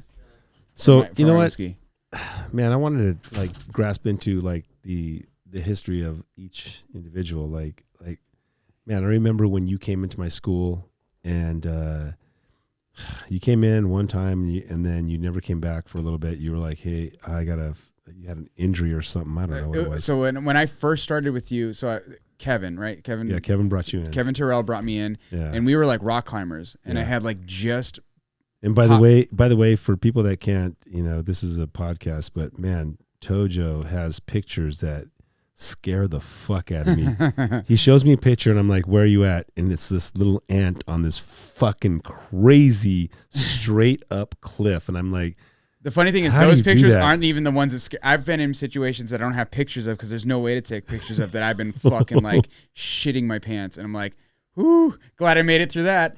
that's so crazy. But like the cool pictures I have are like, oh, that was cash. That was casual. So what, I mean, how did you, I mean, I know now you're sold. I mean, you're, you're 100%. such a, I haven't climbed since COVID started. I know, but your jiu-jitsu has, my God, it's accelerated like so much. I mean, yeah. I'm getting, coaching. I know I'm getting older, and so I'm not making an excuse, but I'm just saying that, man, you are so tough for me to roll with. I'll test him out. Period. Let's go. Like when I started, like, so like the whole thing, like when I started, I tore a ligament in my finger. So I couldn't rock climb. But like, so I was talking to Kevin, he's like, yeah, I do. This is when he was a white belt at the time. Right. Yeah. And he was like, hey, I do jiu-jitsu. It's all open hand grip. So it's like, it's really like easy on your fingers compared to climbing is. Yeah. So I was like, okay, well, I can't fucking do nothing. I can't just sit on my ass because like, I was a rock climber. So it's like, I'm used to like hiking out to places, climbing, like being active. So I'm like, all right, cool. I'll try this. And I went, and I remember the first class I did was with Scoop. Okay. When Scoop was your nogi coach. Mm-hmm. And I was doing that, and I was like, okay, this is fine. And I was like starting to do it. I'm like, all right, this is kind of cool. And I kept doing it, and I was like, all right, it's not hurting my fingers. And eventually, like, I kind of like healed from that injury, and it was just like, all right, this is fucking cool. Thank you. That's a good thank you. Thank Like I remember growing up doing martial arts. Like I did like taekwondo and like that kind of shit when I was a kid or whatever, and and the grappling part always spoke to me. Like when I was like a kid, I like always loved the grappling more than like the striking stuff. So I was like, all right, this is kind of cool, and I just kept with it. And I mean, no, but what sold you to get into like the school that I was like Alex and I were at, the one that I opened up. I think I think it's the same thing that was. Did you start before him? You did, huh? Yeah, I started for Alex. Like a couple years. Yeah. Okay. But like as a blue belt, that's when I was like so hard into rock climbing that I would come in like once a week. Yeah. You know, that's how Alex passed me. Quitter. I didn't quit. I just Fucking slowed down. No, but like I remember like the thing that I liked about the grappling part when I was doing like taekwondo and that shit when I was like a little kid was that like that was the only part where you can go 100% with people. Yes. Right, because striking you can't. Right, Yeah. You hit some guy in the face like real hard, especially when you're like 10 years old. Right. You're like, oh, parents get like scared. You know? So you can't go 100% when you're a kid. But I remember we would go 100% during rolls. Like I'm trying my best to fucking choke, fucking scoop out, or like or whoever, purple belt or blue maybe. belt. Yeah, I'm like I'm this brand new guy. I'm like I can try as hard as I can to fucking submit this guy. Yeah. And I either do or don't. Yeah. And I thought that was really cool that it was a sport that you can test yourself every day. You can go 100%. Yeah. And this is, I mean, getting you into the school was kind of like a little bit of a challenge because you had an injury. Your love was not with jiu-jitsu. Your love was with rock climbing. Yeah. And then you had this whole group of people that rock climb. So that was your thing. Those were your people. Yeah. And then you ended up kind of like maneuvering yourself into our group, and then those were your people now, and that's where you met your girlfriend. Well, I mean, like people like Wilson, right? Like you, Wilson, like all the fucking people that we have at your school. Like, and I think this is like the thing that like had always brought people to your school in particular is like, dude, we're all fucking homies. Like all of us, like even like the people that were like part of like like the schools that we were affiliated with, like the GD guys, like the Vegas Open. I don't have to remind you, like we'd all go fucking. Like the Vegas Open was like always on Saturday, right? It was like we'd wake up at like 8 o'clock in the morning, be at the venue at 9, and we'd be there till like 7. Yes. Right, getting our medal, right? Like the team trophy or whatever, and then we'd all go out and fucking rage in Vegas. It was great. And but there was teams that would like, oh, we're going home or we're gonna take it easy tonight. Yes. Everyone was like, oh, the Nava team, we're fucking partying. We're fucking going out and partying. And the Nava team would set. I mean, I hate to say it, but we would set the standard for partying. Yeah. And then all the other affiliate Nova Nyao guys, hey, where's Paul's team at? Where's Paul's team at? But it was like train hard, play hard. Yes. I still have a picture of Aaron Wilson asleep at Dick's Last Resort. Paul's probably got 20 pictures. My favorite story is Paul's drunk as fuck. And I'm like, I don't remember that. Why do yeah, I don't remember that. Paul was blackout. Paul was blackout drunk, and I'm fucking trying to carry. All right, this is all 154 pounds of me trying to carry Paul, and then we're at that's the Luxor, right? Is that where the Dick's Last Resort is? No, Dick's Last Resort was at Mandalay. No, it was at. No, it was at the fucking. I'm staying there. Excalibur. I'm staying there in 3 weeks. Whatever it is, I'm carrying Paul, and I find Wilson. I'm like, here you go. He's all yours. And then Wilson gives me to Brandon Walker. Yeah. Says, Brandon, he goes, Brandon, here you go. I mean, at the time, you were 168. Listen, right? I had to carry Brandon Walker like about 4 or 5 times. I oh my had to god! babysit Brandon every fucking time. You just bring a glass of ice. I'm like, bro, you were 6'4". How are you? wanted ice. You were 6'4", and we've had the same amount to drink. How are you this? Like, come on, bro. Yeah. But like that was the thing. It's like our team like trained hard together, but we also played hard together. We had a great time. We had such a solid time. And the in-state tournaments, we'd all bogeys. Remember, we'd all fucking go to bogeys and fucking chill. It was bogeys, and then it went. You fucking assholes were all like the punch the game, whatever. You hit the. Yeah, I love that punch. So game. that was the same night. Tell me who was the champion of. I already know who Ross. it is. Yes, Ross was the champion of the punch game. Whatever happened. That was the same night. I talked to Ross like last year. Yeah, Ross is in Tucson. He has 2 kids. Dollar shots of Fireball that night. Oh, so bad. We had a lot of fun though. That's such a bad idea. And our team being a team is like what really like connected me with like this school. Like And I remember like trying. You and I talked about like, hey, you need to get more rock climbers into jiu-jitsu. I'm like, dude, rock climbers are into their shit. Like, it was just like it was a perfect storm for me to like switch over from rock climbing to jiu-jitsu. Yeah. Like it's really hard to get like rock climbers to jump over, like because they're like as excited as like all of us are about jiu-jitsu now. It's like that's how rock climbers are with rock climbing. But you know what? This is the biggest thing. Jiu-jitsu is, I mean, we have a good camaraderie, good atmosphere, but jiu-jitsu is such good because you could do 100%. You could do 100% in rock climbing too, because 100%. Of course it's your life that you're trying to figure out. I mean, at least we could tap. You're going to fall and die. Well, but not exactly. Well, there's that. Yeah. There's just that. But I mean, what got me into jiu-jitsu was like, I'm asking you your story. But man, what got me into jiu-jitsu is I was doing Muay Thai before that, and I was getting kicked in the head a bunch of times, and I hated it. Black eyes. I was a salesman at the time, and so, you know, being Hispanic and going to sales meetings in California at the time? California. Going to sales meetings at the time, it was like, oh my God, this guy is you might as well have a neck tattoo. Yeah, this guy is a loser. This guy is a fucking fighting in bars and stuff. And I'm like, no, I do Muay Thai. So I left when I moved to Arizona. I did kickboxing for about like 1 month, right? And then I joined Gustavo's team. Yeah. It's just like there's something to be said about a sport that you can test your like 100% test yourself 100% every single day if you want. Yeah, if you want, you can go find. Well, if it's a combat art, because you could do 100% in baseball, because all you're doing is sitting there swinging a bat, somebody's throwing it. I mean, it's different because if it's just one and one, if it's one-on-one, it's different. Right. Do you notice also like it's a really good way to help like overcome anxiety and insecurities, because I feel like at an open mat at someone else's school, I see a black belt from across the room. We make eye contact, and I'm like, okay, here we go. I'm sorry, man. And I'm like, and like my heart rate. Are you kidding me? You already gotta go. Twice. You know, my heart rate goes up, and you know, but then when you start the roll, you're like, oh, I'm fine. Do you remember a time when like you do your first open mat at another school? Yeah. Right. That's a little nerve, or even dropping in at another school if you're like traveling or something like that. That's like it is kind of nerve wracking. Yeah. You know?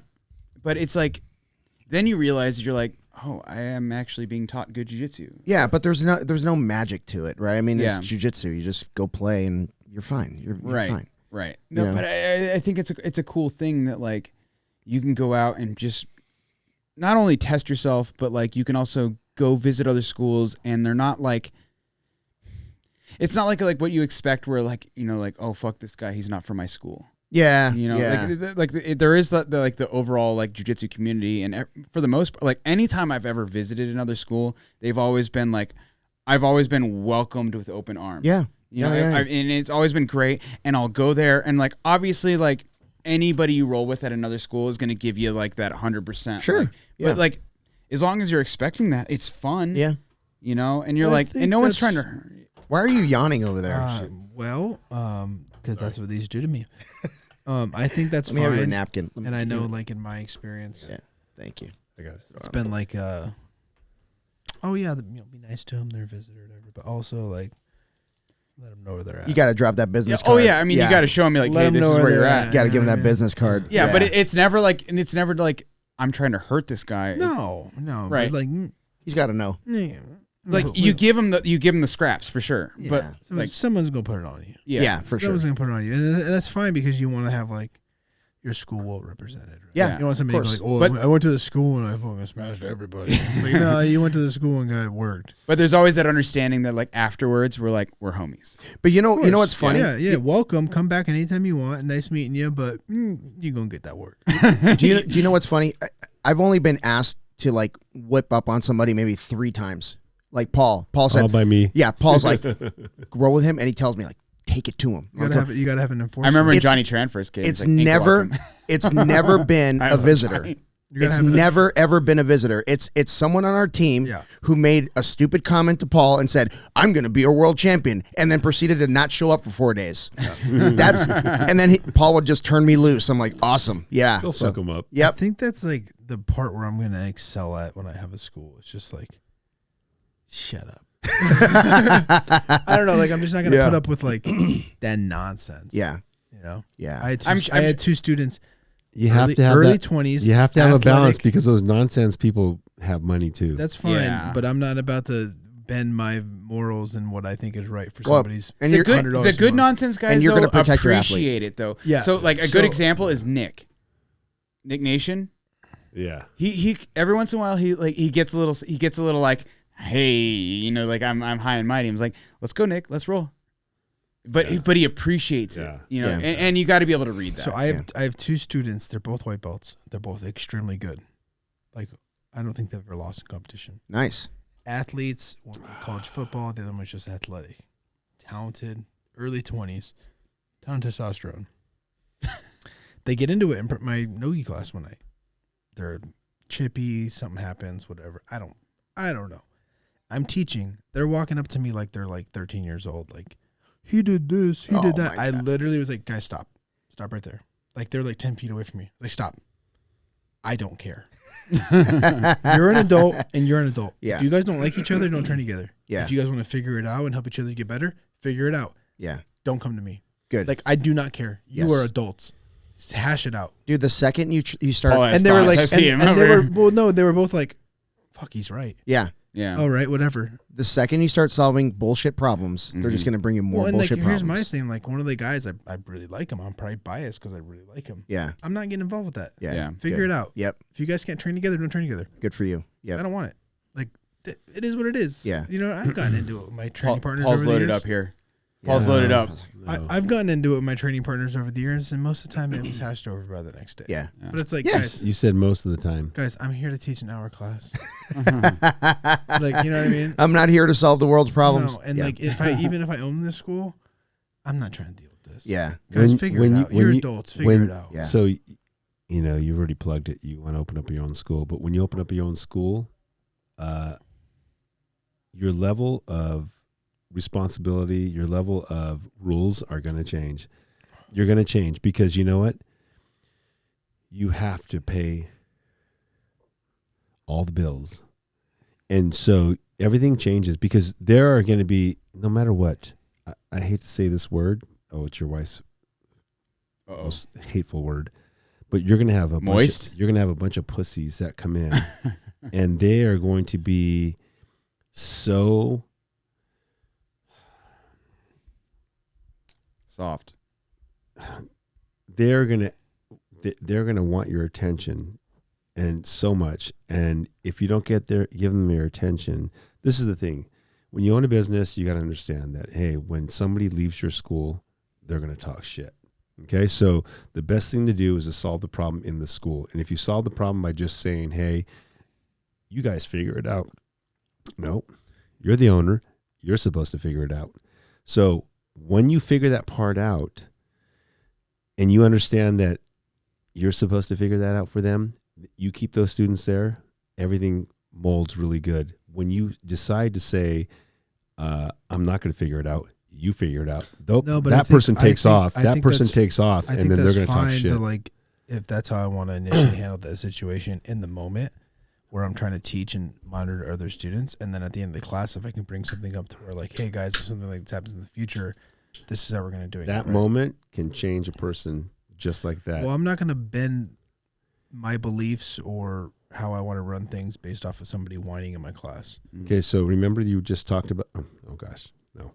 Bring it up. So, okay. So remember when you talked about that Let's go. You had all those hard classes, maybe whenever you were getting ready for Worlds, and you thought that was not the best way to do it, but you kept your mouth shut because you were afraid to, or because maybe Gustavo said, hey, you better not say anything. You're going to do what I say, because you saw that other person say something and then Gustavo shut him up and you're like, I'm not going to be that person. I'm going to do what I have to do. And they stayed. And you stayed. So if you're that person that is going to blab or the person that's going to voice their opinion, you're not going to feel comfortable there, and then you're going to just move on. So that person that moves on is going to talk shit. So you have to have a happy balance. You have to figure out. I think there's nothing wrong with me letting adults be adults and figure stuff out. Of course, I yell and I cuss every once in a while. And if somebody does something where it crosses that line for me where it's like this isn't acceptable at my school, I'll definitely step in. Yeah. But it's like, if you're fucking 21 years old and you guys are both whining about he put his finger in my I mean, like throat, real he put his finger real in my ear. adults though. Like I'm like, guys, I'm not doing this right now. Yeah. Like, you know what I mean? Yeah. But it's like, I don't think you're wrong. I don't think I'm right. I just think it's going to be based off a situation. But I mean, sometimes with real adults, you just have to point it out sometimes. But there are some guys who are like adults, quote unquote. And I'm telling you right now, I'm not putting up with that. Right. You're going to get. Hey, this is really great, and if you want to keep causing issues, like you can go find another school. You're going to get a grasp on who you can. I'm going to tell you right now. Like I could tell Alex, shut the fuck up and do what I say. So I'm going to have no, hold on. I'm just saying that you can say that to people that you've already built that relationship with. I would never say that to him, but I would tell him, hey, you know what? Do this, and he would do it.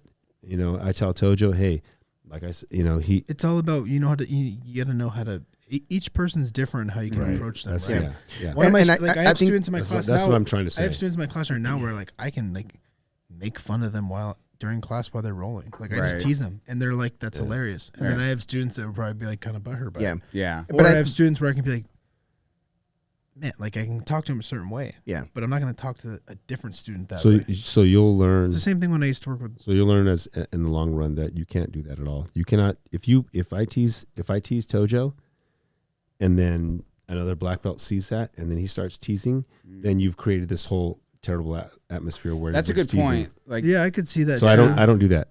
I don't do that. Well, I'm not talking about teasing like being malicious or anything. Yeah, but like I have the same problem too, and I think Paul's right in a lot of like. I'm trying to make sure that like shit. Let me tell you something. I work at Costco, and Costco's handbook is so fucking. They've already fucking done everything. They got lawyers. Their handbook is so fucking clean. I use that handbook at my school. Yeah. So I don't fucking do any. You know what?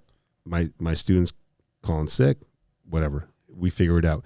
But no, there's everything that, I mean, they talk, I have a conversation. They say something bad to somebody, I have a conversation with them. That's good. Yeah. So the other day, I'm not going to mention any words, but the other day, my black belt, and he's part of my staff, was degrading one of my blue belts. And I'm like, I told him, you weren't there. I don't think you were there at the time. And I go, hey. Because I would never do that. I go, so-and-so.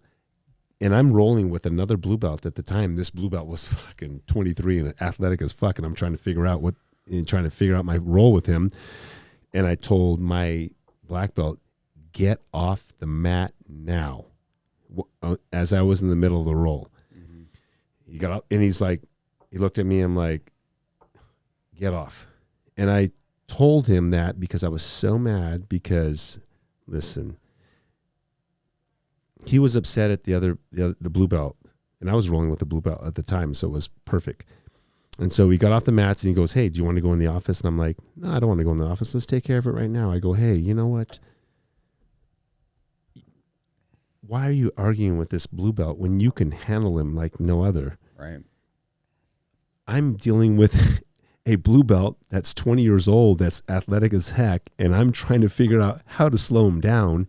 Whatever this blue belt is doing to you, you're supposed to figure it out because you're a black belt. Yeah. And I tried to handle it as best as possible because when you become a black belt, it's not just in my school. I don't care of any other schools, but in my school, if you become a black belt, you're not just a black belt in jiu-jitsu, you're a black belt in character.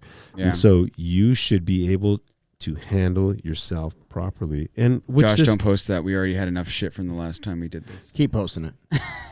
No, that's a big issue. Yeah, it's a big issue. But I mean, I think Paul's right because like a lot of times, I think we underestimate the values, like especially brown and black belts. I think we underestimate the value of like how much our interactions together impact lower belts. Yes. Right? Because a lot of times it's like huge. Ramsey and I will fucking like joke around and talk and like while we're doing and like the drills. And I've already corrected them too, by the way. And Paul's definitely like yelled at us and I'm like, and it's definitely something I yelled. I know that we have to work on it, but it's like we'll be like doing drills and fucking being like, but we're also playing and having fun and like kind of giving each other shit a little bit. But like for us, it's like, yeah, we can do the drills and talk shit at the same time. Yeah, you want to lead by example. Right, but the blue belts But I don't want that can't. environment. And they think that they can because they see the black belts doing it, and we're like, all right, we got to lead by example, like you're saying, right? So 100%. if I could just add something to what you were saying about the two guys and not solving the world's problems, I think diffusing it, the way you diffuse it is probably what they needed to hear at the time. Yeah. But to Paul's point as well, if I'm one of Paul's black belts, I'm super proud of that.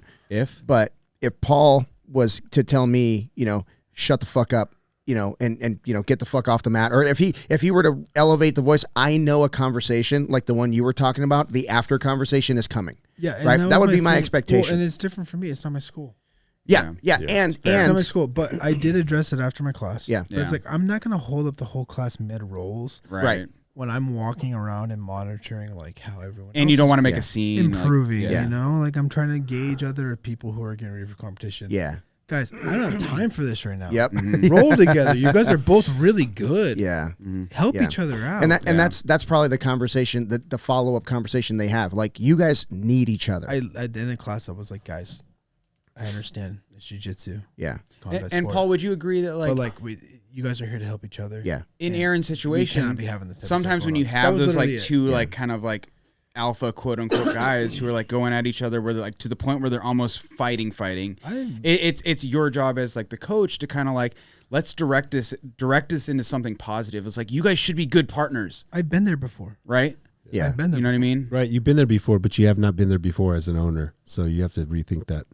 No, I've been there before as an athlete trying to fight. I know you haven't been there as an owner, though. So you're saying that you're going to own a school. Our conversation has progressed from, okay, I've talked to you. I'm saying that when you're an owner, you have to handle things differently. So it's completely different. Right, and like I said, it's not my school. No, but okay. I don't know how to handle it. I'm not going to like. When you get a school, you can't handle it the same way. It actually, to your point, I've taken over the kids program. I've been the kids coach for about 4 months now. About 4 months now, something like that. so I'm drinking more. God bless you. No, but there was a way I taught the kids class as a student instructor, and there's a way I teach the kids class now as a owner instructor. They're very different. Yes. They're very different because your audience is not the children. Your audience is sitting there watching you like a lab rat, waiting for you to say the wrong thing, do the wrong thing, push a kid or trip them or, say just that is 100. That is 100% knowledge right there. And it hit me the other day. Like, I was not this coach when it wasn't my school. Yeah. I'm this coach now because it is my school. Yeah. Right. To be fair, I've always been really impressed with the way Aaron deals with the kids. Yeah, you're good. You're great. Yeah, you're good. You're a great kids instructor. Yeah, you the energy that you bring is just like contagious. Really good. They just listen to you. I don't know how. I think but seriously, that's the reality of it. You're a different instructor when you're the owner instructor than a student instructor. I mean, it's 100. It's man, you got to really think about. Okay, but I understand what you're saying, and my. I don't own a school, so I can't tell you. Okay. I don't have the experience. But you know what? This is the farm league for you. I mean, because you want to own a school. This is the stuff that you have to listen to and you have to understand. And I do. I take all that stuff from you guys, but you will have you will have a successful school. For sure. I will say this: I'm easy to work with. I can definitely manage these type of situations. However, if I have a student that is an issue. It's happening multiple times, and they're becoming a problem, not just for me, but for other people in the school. I will have no problem letting them know this is the culture I've created. Yeah. We're a chill group here.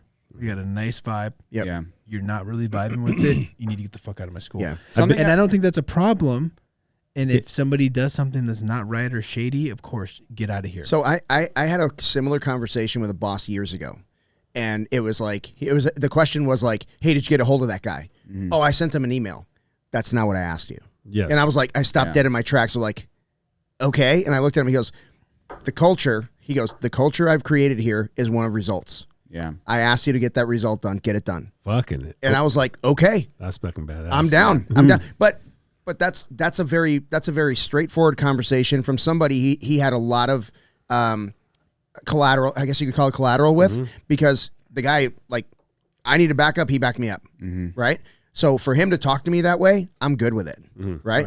But that's just something you're going to. But I think there's also lots of ways to skin that cat, because I think the way that Paul demands a class, I think fucking works. It I mean, obviously the results speak for themselves. Right. But I've also been to Aaron's classes where he's come in and taught too.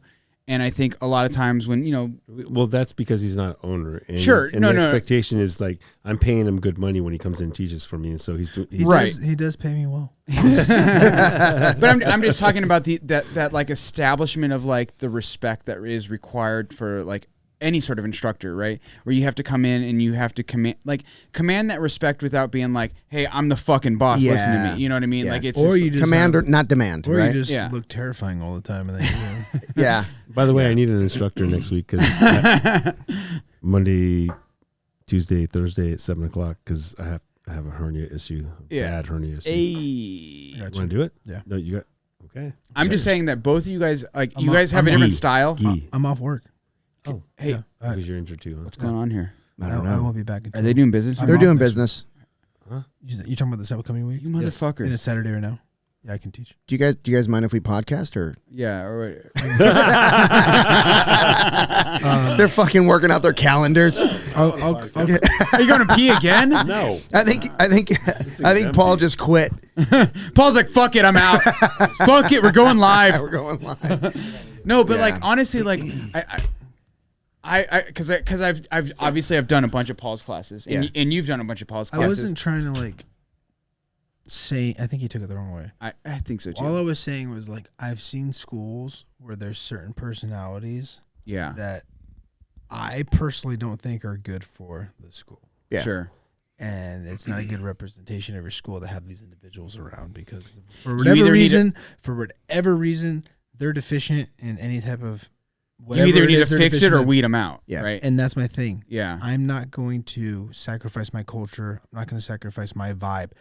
When I have my school, it's going to be all about the vibe. And Yeah. you know what I learned that from was I went to Taquino school. And like the main thing that sold me on training there was like, dude, everyone here is really cool. Yeah. And like no one's bigger than the gym. But Yeah. like chill, but like intense Everyone's still. chill. Everyone's chill. They're down to train. Yeah. It's just a bunch of like cool people. That's so cool. And it's just a good culture that he's got there. Yeah. Where like he's not like anyone's scared of. Yeah. He's the nicest guy in the world. But he it's will like, fucking kill you. but He's also terrifying. He's respected. Yes. But Yeah. it's like everyone there just kind of falls in line and like no one's really trying to like But be that's what I'm bigger than anybody else. It's just like it's just a good vibe. But that's what I'm You know, talking about, and you the don't see difference. that in a lot Yeah. of schools I where love like it. there's just like weird characters or Yeah. guys that think they're like bigger than the academy Yeah. itself, and it's like, no, Yeah. No, I got some good advice. dude, From- this guy's out of control. I got some good advice. You from- guys still got 2 First of shots all, of tequila. are we going out for Samir's birthday or what time is it? He hasn't messaged me yet, so I don't know. It's fucking 11 o'clock. It's 11 o'clock, Paul. So Probably Samir's so. at home. This is early. In bed. it's 11 a.m. on Sunday morning. Just kidding. No. Well, did Samir ref all day? Yeah. Yeah. Well, I mean, he was All right. doing the thing. Let's get back at it. So what were you talking about? So I was gonna say some of the Aaron was saying that you don't know how to run a school. yeah. So I got some good advice. This guy's, he's manipulative, right? Yeah, I got. I'm some, here trying to play keep the peace. Yeah.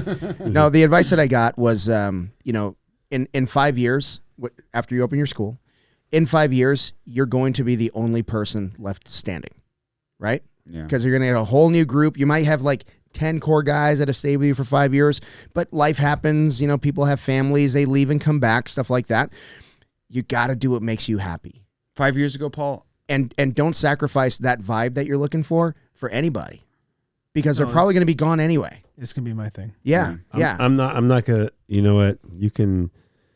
I'm so old school. Like, I mean, you're completely different, and not in a bad way at all. You're more of an evolver, and I'm not. God, I still. No, you are. You are. I'm You're trying. not. You're not the same I'm guy. really trying, but Yeah. you know what? It's hard for me it's hard for change to happen in my life, and it's hard for change to happen in my business. And I love, I have made some changes, but man, I want to keep all the people that I've had, Of course. all my life. Of I course. mean, through my whole jiu-jitsu career. Yeah. And unfortunately, they're not there. But what you're saying is true, but I'm always going to reach out to, like, man, I message, like I got Nate Spear back, I got Nolan back, I got Kyle Falf back, I got Brandon Lytle back, Jeremiah. Oh, a little bit. But we just said that people come and go. Yeah. Yes, but but I'm always reaching out to them. It's the go is not for me. The go is like, I can't let them go, because a lot of these people, they came for jiu-jitsu for a reason, even though they got married, had kids, whatever their situation may be, went off to college, come back. Jiu-jitsu was their like their pacifier, their psychiatrist, their relief. And I want them, because at some point they're going to need something back again. I don't want them to go on drugs, drinking, whatever. Yeah. Maybe, and I want them to come back. So, but the point I'm the getting reality, the truth is what you're saying. Yeah, I understand that. No, but the point is, you would never sacrifice the vibe that you've created for any one of those guys. They would have to conform to your vibe. You're not going to sacrifice that. Never. Right. Yeah, so that's Never. what that's the point we're making. Okay, never. Yeah. My vibe is no. Yeah. No. So you have, like, again, like at Tanquino's, you got like everybody's freaking cool, right? But step on that mat, you're going to find out what's what. Yeah. Right? So that's what's really fun about it. Yeah. And then afterwards, you're cool again. I mean, you're cool anyway, right? But it's like, it's unassuming kind of cool. At the end, it's really cool. So, like, I had a great conversation with Dave Thomas today. Dave Thomas, he's one of my affiliates over in Lakeside Pine Top. And he goes, Paul, man, I want you to be my first seminar. I want to come out. I want you to come out. I want you to be number one, because I want. Let me know, because I want to go. Okay, for sure. It's gonna, I think it's going to be December 2nd. I'm better already planning on December Dusty. 2nd. He's going to be over there just Fuck Dustin. I'm just kidding. Dusty's fucking awesome. I love He's Dusty. such a great guy. He gets bored up there. Is he in Snowflake? He's somewhere out. He's Pine somewhere out Top. there. He trains with Dave all the time. Yeah. But what I'm trying to say is that Dave's told me today, he's like, man, I need you to be up there, because the atmosphere that you have at that school, I want that same exact thing. And you're my guy. I want you there for my first seminar. I want my students to know what type of person that I got my black Where belt he from. came from, yeah. Yeah. And Dave's such a good blend of, like, intensity and laid back. Yes. Yes. Yes. If that's a word, he's the perfect blend. I think of Dave that. like kind of like leans more on the laid backness, and I think he Dave appreciates what you built as far as like Yeah. the more strict side of it. But Yeah. Dave, that's not Dave. Yeah. You know, because Dave's more like buddies and fucking like But he's a good, martial artist. which is good. Yeah. Yeah, it's not like not to say that's a bad thing. Again, it's just like Well, another way. Whoever branches, like Alex doesn't have the same. Alex has probably the closest concept that I have, because Kray doesn't have the same concept as I do. Ruben doesn't have the same. Ruben's kind of close, but not. But Kabay's like free. I think that's what sets everybody apart, and that's what Right. makes people like. Right. This is where I'm going to spend my money, because I like vibe with this person. Yeah. I think you're the closest. You're the closest vibe school. I think so. Of mine. I think so. than Well, I was gonna say Alex, myself, Aaron, You and Sean. We've been with you since white belt. Yeah. Yeah. Kray started with you purple belt. Yeah. Dave started with you brown purple belt. Blue. I don't Blue. have Blue. I can't name another person that's been a bigger influence in my jiu-jitsu. I can't. You're the guy. I mean, you're the guy I've learned. Nah, you're not you. Yeah. So that's probably why. What do you know what I mean? Yeah. That's all I know. That's all I know. Just And done what what's that? Yeah. And what I love is like I fed him elk tacos today, and he's like, forgot who I was Are already. there any more? He hasn't Oh shit yeah. a whole bunch. Here? Oh, there's tons of elk taco left. Are they here? Yes. they're Okay. delicious. I'm hungry. dude. Right After now. this, Is boys. it Yeah. classless to eat on a podcast? It is classless to eat on podcast. Let's give it another 15 minutes. Give the Okay. people what they No, want. 30. Another 4 hours. 30. Okay. Man, Okay, give whatever. them, listen, 'Cause you got to get a lot till of. the fucking wheels fall off. How many batteries do you have in this I'm house? good, brother. I'm Just good. kidding, Amanda's going to kill me. Yeah. No, what were we talking What? about? Vibe. We were What? talking about vibe. Okay. Well, we're not going out. Fuck. I don't I got know. this shirt on for nothing. I look like an idiot. Hey, first of all, I appreciate the trip. Knock that with shit the off. copper on the shirt, the copper on the hat. Listen, man, I was trying because I thought we were going out tonight. The dad balances on the He feet. didn't message me. Their dad balances go hard. Dude. That's true. Oh It's my all right. god. It's all right. I mean, unless you want to still. Oh, who was he? I'm game. The nice lady that we're gonna give a shout out to Tinnery. Is it Tinnery? Timmery. Yes. Yeah. Timmery, if you're listening, thank you so much for the conversation today. She was very complimentary of the podcast. She's a Grey Wolf. She's awesome, man. Yeah. Grey Wolf white belt. Yeah. So She's she great, walked up to me like we've known each other forever. I'm like, she's like, hey. I'm like, hey. You know what I mean? Introduced ourselves. She's a fan of the podcast, so she's Good. one of our 5 listeners. As well, she should. Well, be. there's a guy at the Roll for Beer last week too that came up to me and was like, when we were supposed to be there, and so neither of us were there. bummed. "Yeah, Dude. by the way, I'm not gonna. Aaron go there. texted me. He's like, "I'm in the bathroom right now, 2 beers deep, and I just realized you guys weren't there." Why are you texting from the bathroom? I think I was changing into my gear." Oh, okay, all right. Don't talk to me Well, while you're grabbing your penis. No. It's weirder if you're texting There- doing number 1 There's rather than only number there's 2. only one reason why I didn't show up. Uh-oh. He's starting. STP. Oh my gosh. All right. Anyway, I was trying to kill a bear. I'm sorry. but hey, you know, I was asking. I had to him- work. When you went to the bathroom. I was asking him his important parts of why he started jiu-jitsu, and we pretty much know your your important parts of jiu-jitsu and why you started. But I don't know if this is your podcast, so I'm sure you've probably explained that as much. Yeah, I mean, I honestly thought I was going to die of a heart attack. Like I was just really out of shape. But I will tell you what brought me to your studio, because I checked out another spot before. So Me. It was me. no, absolutely not. I remember I came in from I was for a trip from San Francisco, not Francisco, somewhere in the Bay Area. Sounds made up. It'll come to me. Okay. Sacramento. Sacramento. Trip from Sacramento. I land. I drive past. I'd already done 2 classes, maybe 2 classes at Rough House, and yours was going to be the next stop. So I get off on Alma School. I'm like, oh, I'm going to see if pull in this parking lot, see, check the place out through the window. Lights are on. And by the way, that when you are not familiar with jiu-jitsu at all, normally people have their first class and they stay. Yeah. Because they don't know anything about jiu-jitsu. They don't know anything, So yeah. you're Yeah. very Yeah. oh man. So Outlier. well, no, he's very like particular. yeah. Yeah. Yeah, I know what I'm looking for. Okay. But I don't know what I don't know, but I know when it feels right. Yeah. So I drive up, lights are on, it's in the small space, wall-to-wall mats. Remember, like 1,400 square feet that you had? Yeah. So I can't see inside because the windows are completely fogged up. And I'm like, okay, dude. That's when I lost most of my students because Yeah. we were too hard. Because they were soft. So Dude, do you remember how excited we were when those mats came in? like the real mats? I left work early. I think I lied and was like, hey, I don't feel good. I got to go home. are you talking about the puzzle mats? The No, the new mats. the real mats. After the puzzle Yeah. mats, No, yeah. the black and gray. Oh, the black and That's those when you were had in- that front office. yes. When those There wasn't a mats front came in, office. I It was just a literally- fucking, I like, went home sick. hello. He literally Get on put the it mats. on the page and was like, mats are in. Anyone going to help put them up? Hell yeah. I was like, I'm not feeling good. I got to go home. I fucking hauled ass to the school to help. That's fucking put awesome. that- I had a real job It was at that me, time. you, Lytle, and Anthony, and to answer. It was a pain in the ass. The answer, yeah. Answer, yeah. But it Yeah. looked really nice. He was at Brendan's, It looked at really nice. Brendan's wedding. He's still alive. Because we already had it painted.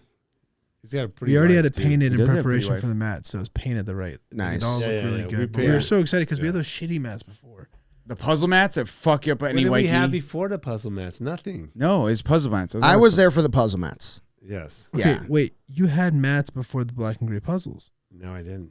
so that must have been when we first. Well, he had moved blue in. and black. That Yeah. must have been when we first moved. You in. had some red That's when we ones, were some at blue fucking- ones. We were still We're at training the- at Quest Yes. when those mats came in, the karate. and then the that ninja was that school. meant okay. That's why it was exciting Ninja because that school. meant okay. we can leave. We have mats now. We can get the fuck out of here. That's why it was so exciting. Okay. Yeah, I so- was trying to remember the details of it. I just remember like unpacking the mats, Yeah. ripping apart the packaging and being like, Yeah, "Fuck it, we're ready to That's go." awesome. Yeah, so I walk in and that wave of like hit me in the face, like, oh my gosh. So I'm in there and like I'm a tubby dude, button down shirt, tie is halfway undone. I just got off a plane, and I got some video of him too. Yeah. Rolling front rolls. Oh my god. he's not fat. good. Oh, I remember. Not good. I remember Fat Alex. Yeah. So Fat Alex walks in, and you guys were getting ready for pans, and it was like buddy carries and bear crawls and sprints. How the fuck did we sprint in that little location without blowing out a knee? Anyway, but doing sprints and all this other Like kind of adults. stuff. And then you guys start drilling, and I'm just sitting there watching. And then you came off the mat. We had like a 10-minute conversation. I'm like, shouldn't you be working? But whatever. But They got it. They got it. Yeah. Doesn't So matter, I won.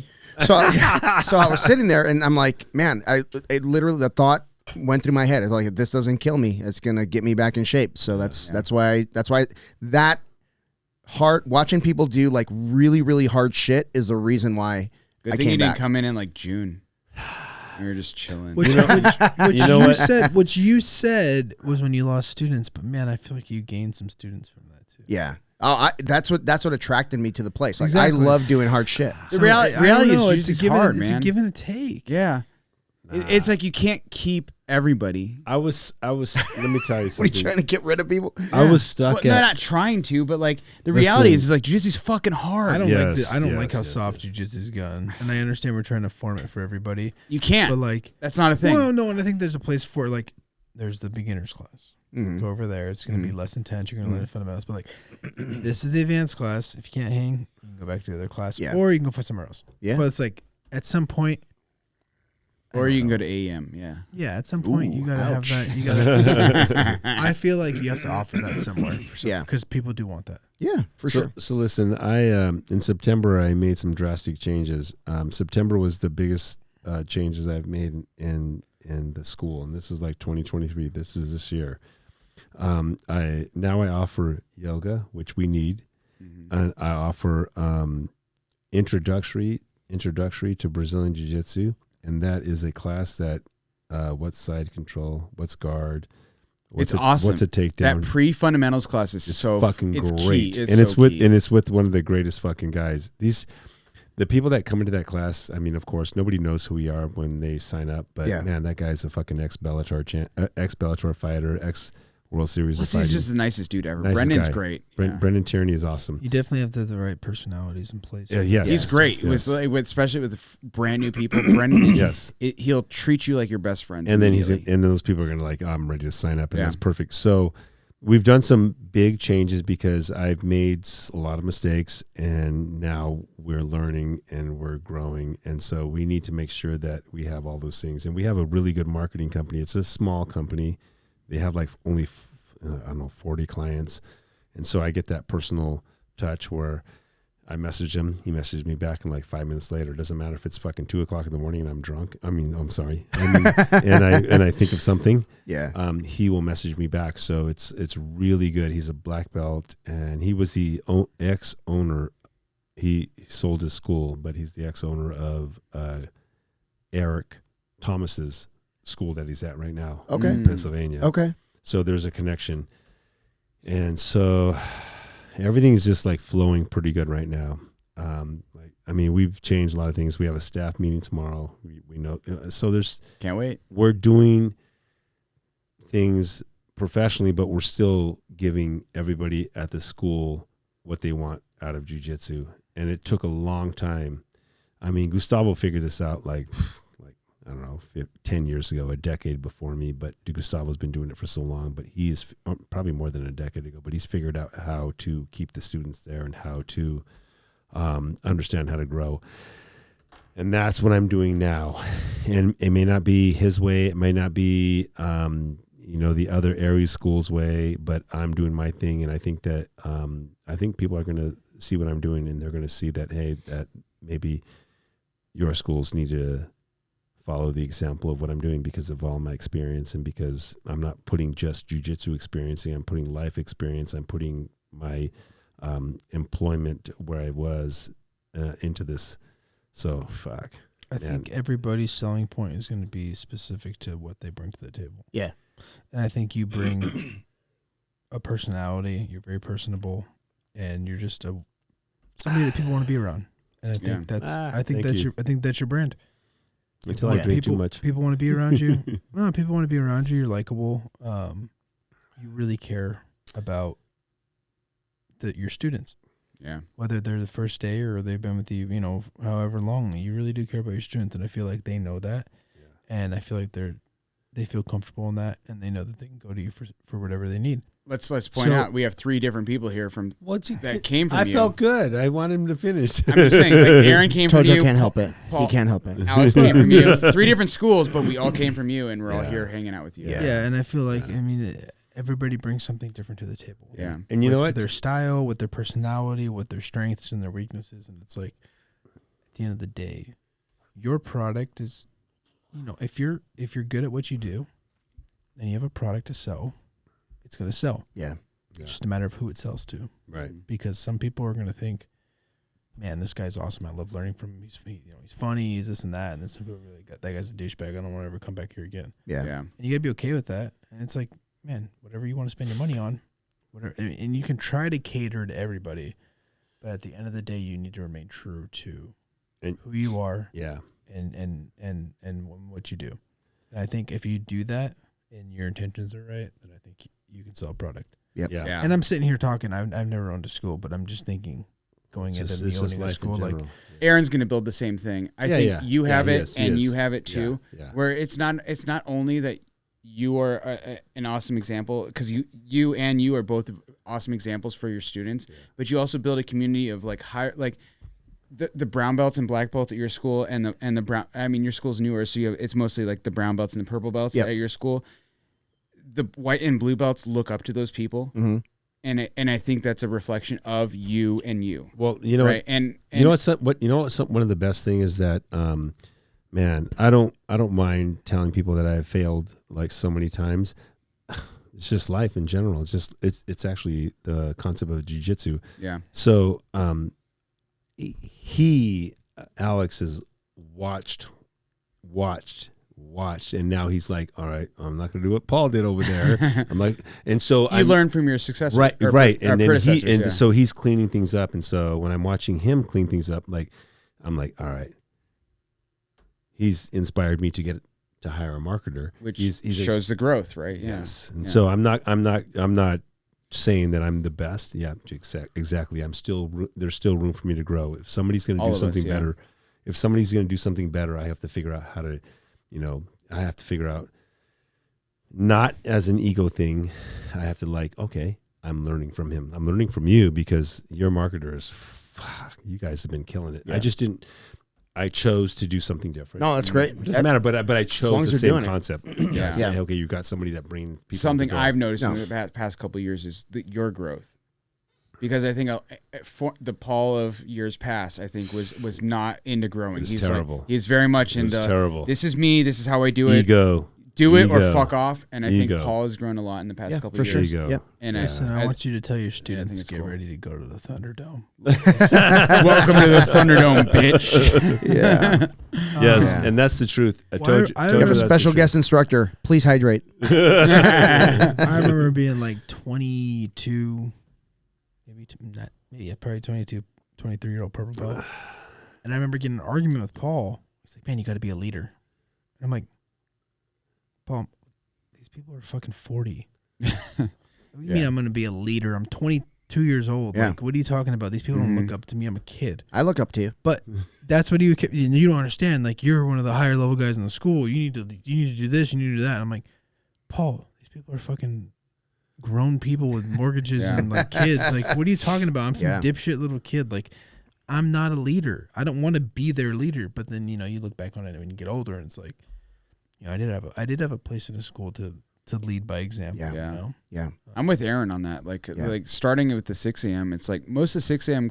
crew is generally like older dudes. Yeah. Right. Professionals. Well, and I'm like in my young 30s at the time, and like jumping into like your 6 a.m. class, and I have guys in their 40s, and they're looking up to me, and this is weird. This guy's humor is shitty. Oh yeah, he's 30. First of all, no, they all love me. I'm just throwing something. But you know what I mean? Like, it's just like it's weird being like the younger guy being the mentor to the older guys, because it's like that's not how you that's not the traditional so format. let me tell you something. Oh my God, this is so crazy. When one of my students, he's kind of your student now. I don't know how the situation is working, but one of my students, he is at the time, he was the top cop in the fucking state of Arizona. Mm-hmm. He comes up and he doesn't do that. He calls me and asks me for a meeting to talk to him. And he comes in, we schedule a meeting, we talk, and then he's telling me all these great things that I've done for him, and he's like, and I'm sitting here fucking figuring out how to pay my electric bill, and this guy lives in a fucking mansion, driving a fucking probably. Anyway, his life is secure. He is actually the top. He was at the time. He was the top cop in the state of Arizona, and I'm sitting there humbled like crazy. Like, this guy is like calling me sir and everything. I'm like, oh my God, this is a beautiful human being, because if he wants, he could look at my record and arrest me right now.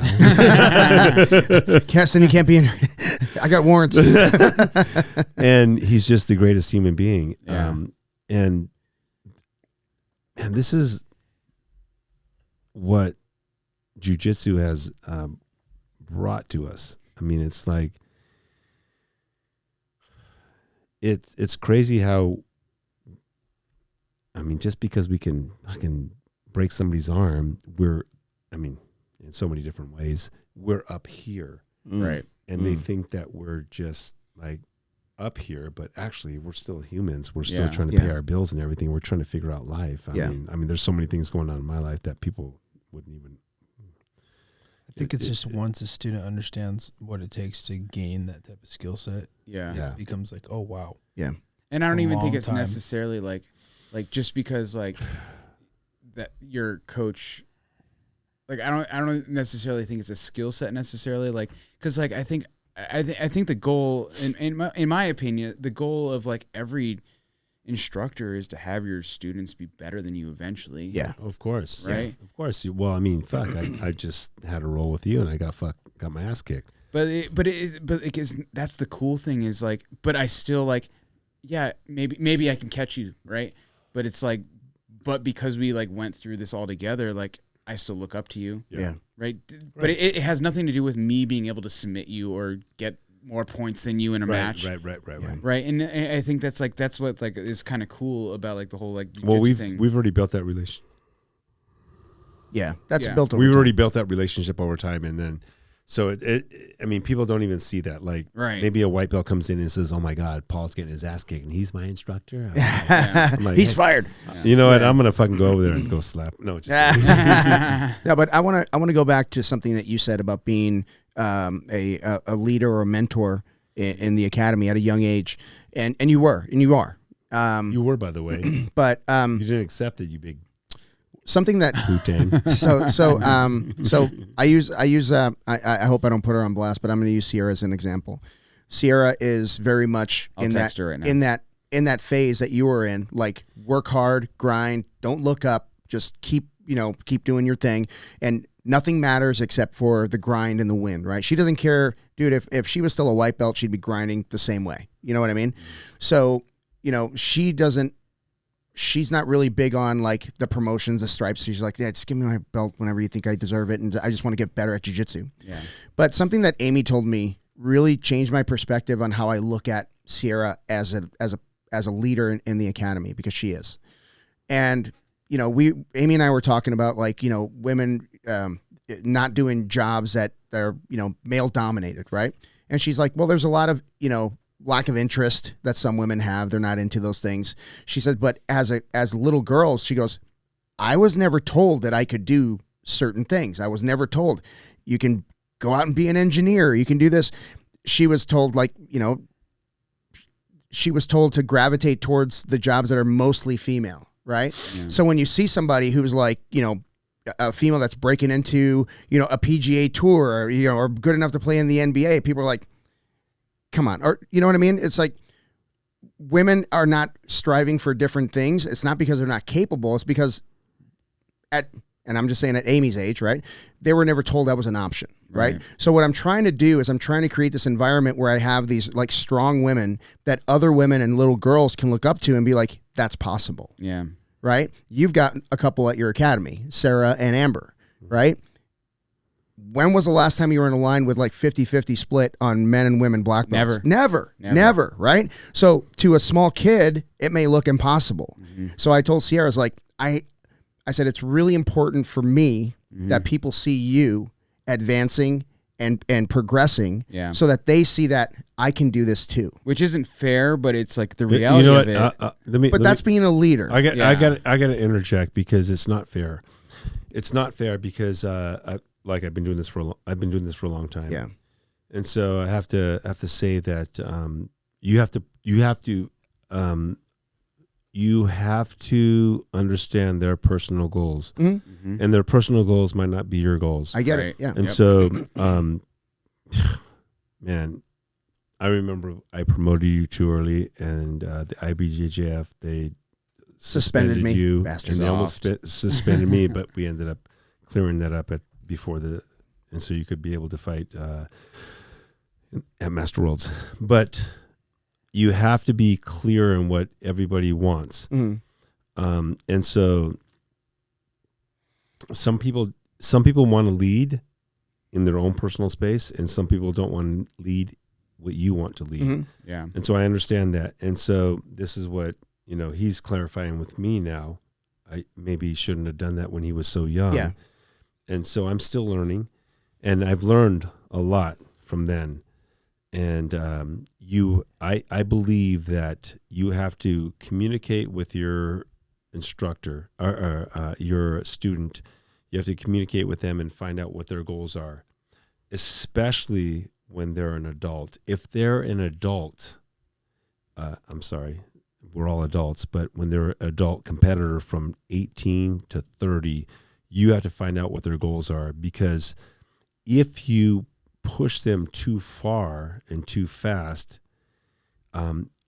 you are only doing that for as an instructor or owner, you're doing it for your own gratification and not for their gratification, because I think that person needs to succeed in their own goals, because they have 10 years to get gold at every belt that they want, or whatever the situation, whatever their goals are. They have 10 years to do that at adult. If you push them to be a gold medalist at blue belt, and they fail, and they've already been a blue belt for 2 years, why are you going to promote them to purple belt just because they got silver, when maybe, because when they own their own school, if that's their goal, and they have gold medal at every belt, oh my God, that's like shit. Man, everybody wants to train with them. That's a good reputation to have. Yeah. So you have to talk to that person individually, because I've made so many mistakes. I think I promoted you too early. I don't disagree with you. Especially I'm not saying that in any kind of disrespect. Yeah, I get it. Yeah. I'm only saying that because I made a mistake, because my ego was saying, fuck, my boy can beat anybody. Yeah. And man, why didn't I let you fucking win worlds at brown belt? Right. And purple. Yeah. And then your school would have had those gold medals at your school. And you rang me back. You rang me back with Alva on that, because I'm like, yes, Alva should have his black belt by the end of the year. And you're like, he wants one more worlds, and I'm like, you're right, he should have. One more. I'm learning. Yeah. And so, man, I messed up, because man, I already know you could have won worlds at purple, brown, and black. Yeah. And you almost won worlds at Nogi Worlds purple. Yeah. Yeah. But I messed up on my coaching. So all these things we have to think about. And so, man, we're coaches, and we have to we're not coaches of one team. We're coaches of all these individuals, which is so hard. Yeah, so we have all these different personalities. So I'm not talking about Sierra. I'm not talking about anybody in general. I'm talking about just what we're doing as coaches. We have to find out what they want, and then we have to help them to get to where we have to help them achieve their goals.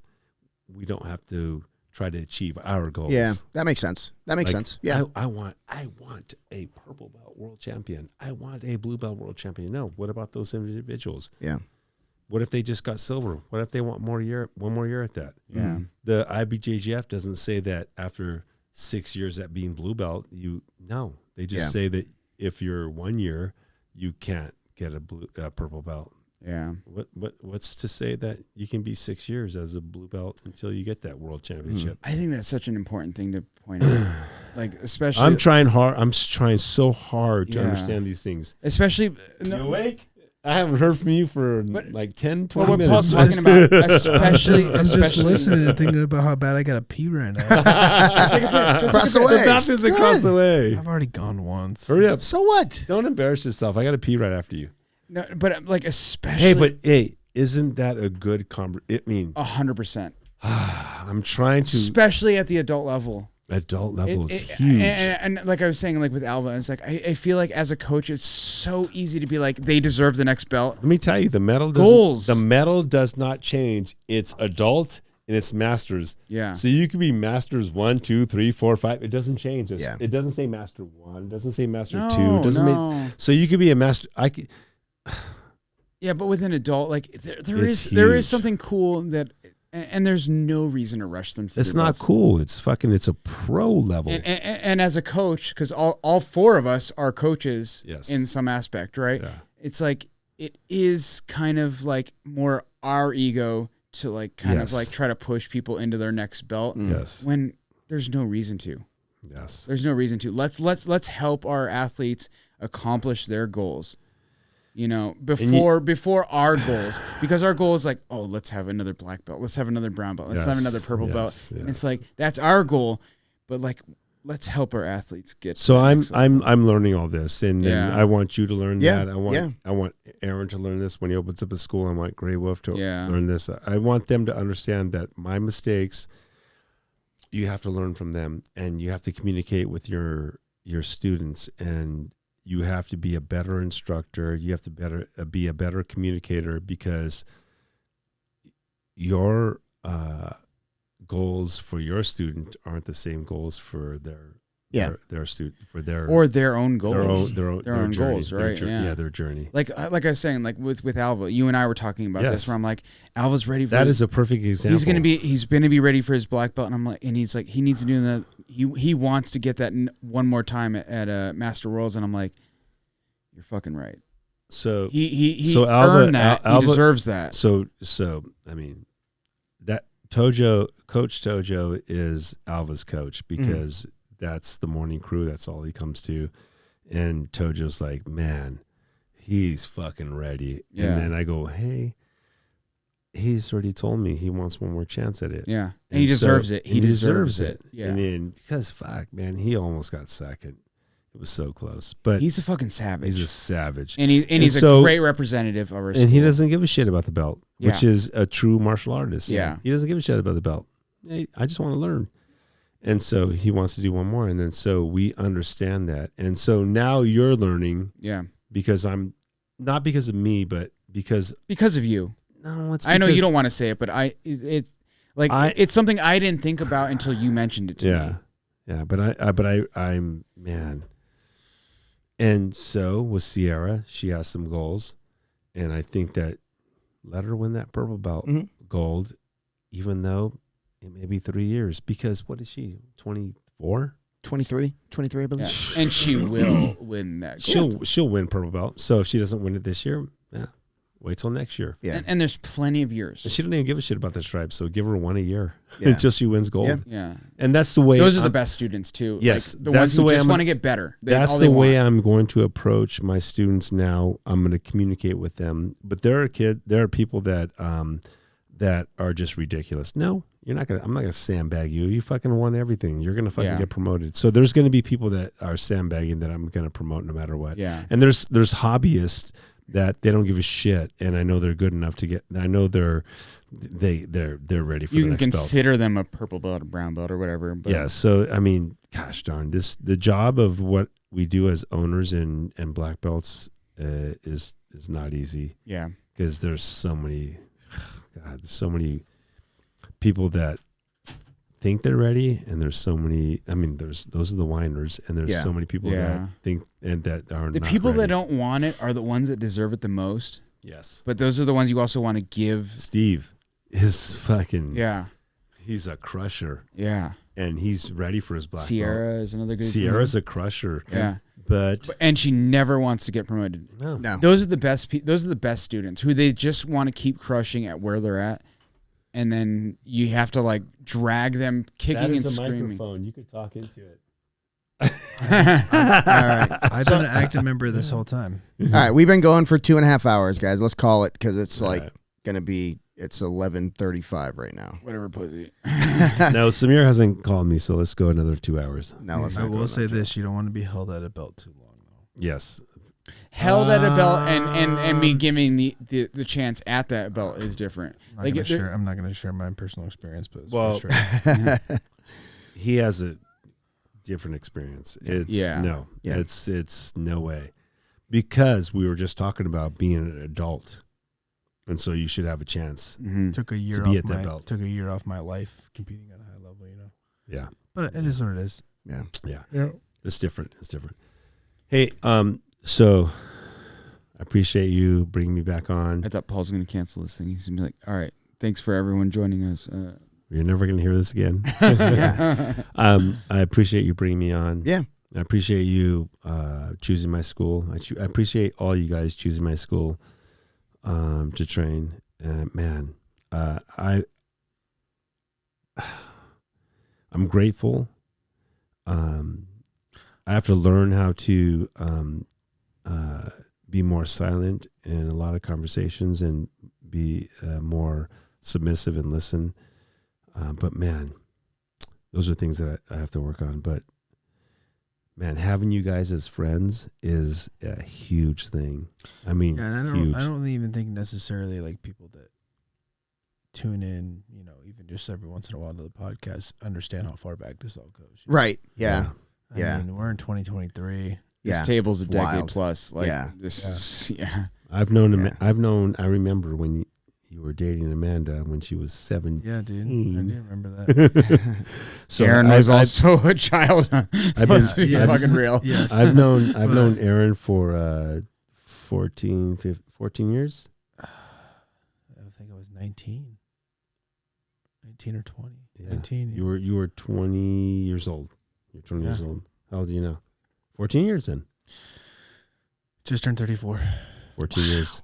Wow, you are young. Yeah. So I mean, this I've known all you guys more than a decade, and you guys are all black belts. And I mean, these two are from me, and then of course you're from my mentor, Gustavo. And so, man, I've been around the way. yeah. I'm just saying that this is what you're doing here with this the BJJ Foxcast is great. But man, I fucking love jiu-jitsu, and I wish people would do it more, because it answers a lot of questions.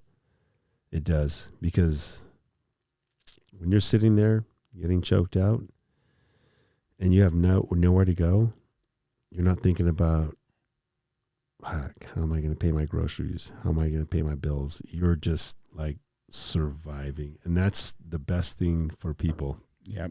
Yeah. Is to be in the worst position to figure out how to get to the best position. Yep. And that's why I love jiu-jitsu. Yeah. You're in the moment no matter what. Yeah. Yep. All right. Any closing remarks, you guys? Anything? Let's cheers this. Cheers. Fucking Last try. one. You don't have to fucking pound it. Just have a sip I'm not of it. drinking it. Period. Attaboy. Well, get your beer. Cheers, boys. Cheers. I already had my last moment. Can you have your last moment? Drop some knowledge there, Aaron. Yeah. Just shout out to Tell me about that shirt. That's a great shirt. No, just it's a great shirt, and I wasted it on this podcast. You dick. Can you please? This is a good surprise on you. No. Just give about 5 minutes of, or not even 5 minutes, about 3 minutes of this. You know, Break it down. yeah, break it down. Jiu-jitsu. Just tell me how your great I life. am. What about jiu-jitsu? Whatever. Just You make just it want me to soft do and it? sweet. You just want me to do my thing? Tell me how awesome Yeah. I am. Yeah. Freestyle. So I think whatever way that jiu-jitsu has become a part of your life, whether you're somebody who wants to win the worlds, or you're somebody that wants to lose 60 pounds, or you're somebody that just wants to distress after whatever you have going on in your life. Yep. whatever way that jiu-jitsu, whatever way you can use jiu-jitsu to improve your life, there's a spot for you, and there's a place where you can go find that. And for me personally, I know it's not just one way for me; it's a number of ways, right? Mm-hmm. And not only is it something that I have a goal with and a dream with, and something that I'm striving for, but it's also like, man, I can go to jiu-jitsu and just like shut off my brain and just move and be fluid motion and not have to worry about stress or whatever else going on in my life. So whatever jiu-jitsu is for you, just make sure that you don't forget that. Yep. And that you remember that, like, if you stray away, jiu-jitsu was your sanctuary. It was your place to go where you could find relief. And I think, like I said, whatever your goal is, just know that it's, if you go away, it'll still be there for you. Yeah. Yep. 100%, man. Mm-hmm. Yeah. I love that so much, man. Is it my turn? Yeah. Hit it. Without cussing and without... He can't help it. Oh, fuck. Oh, shit. I already fucked. Oh. God damn it. I can't do this. No, I mean, like, I'm surrounded by people that I've mentored at one point or the other in my life. Like, obviously Paul is like the first jiu-jitsu mentor that I've ever had. Aaron's always been there.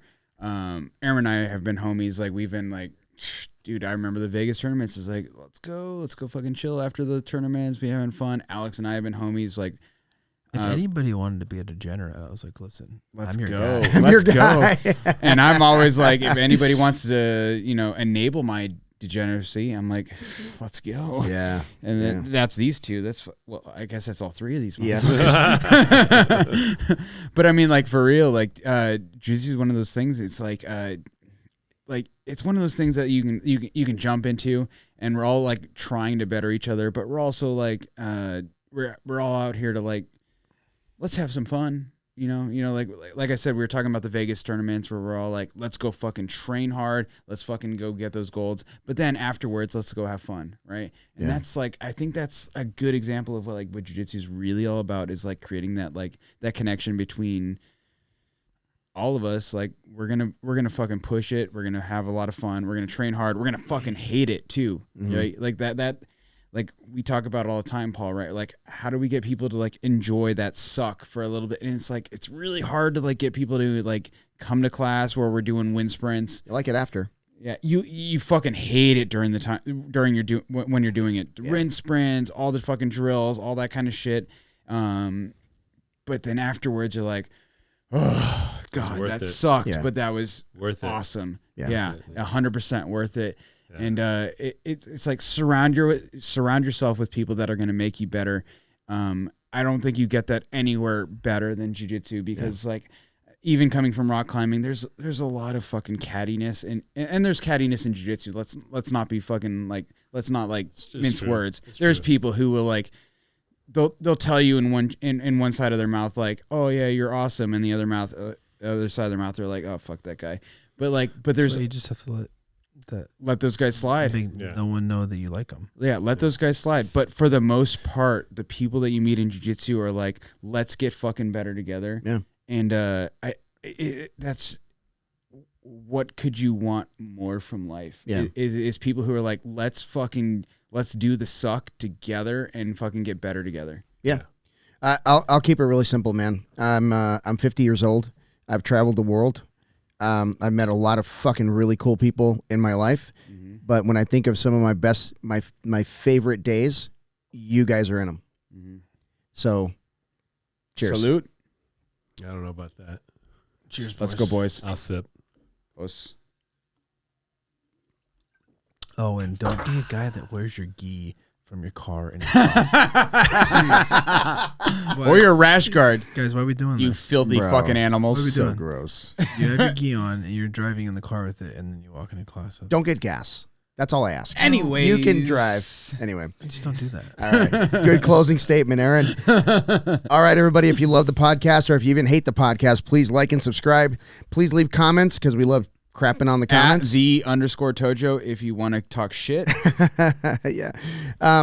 Hey, shout out to our sponsor, Bioprotein Tech. Really effective way to boost your human growth hormone without any kind of needles or medical stuff. I've been taking it for about 4 months now, 3 months, and it's made a huge difference in my recovery. So shout out to BioProtein Tech. Use the promo code Foxcast for $30 off your order. And anyway, guys, thank you so much for doing this. I appreciate you. Thank you. All right. Peace.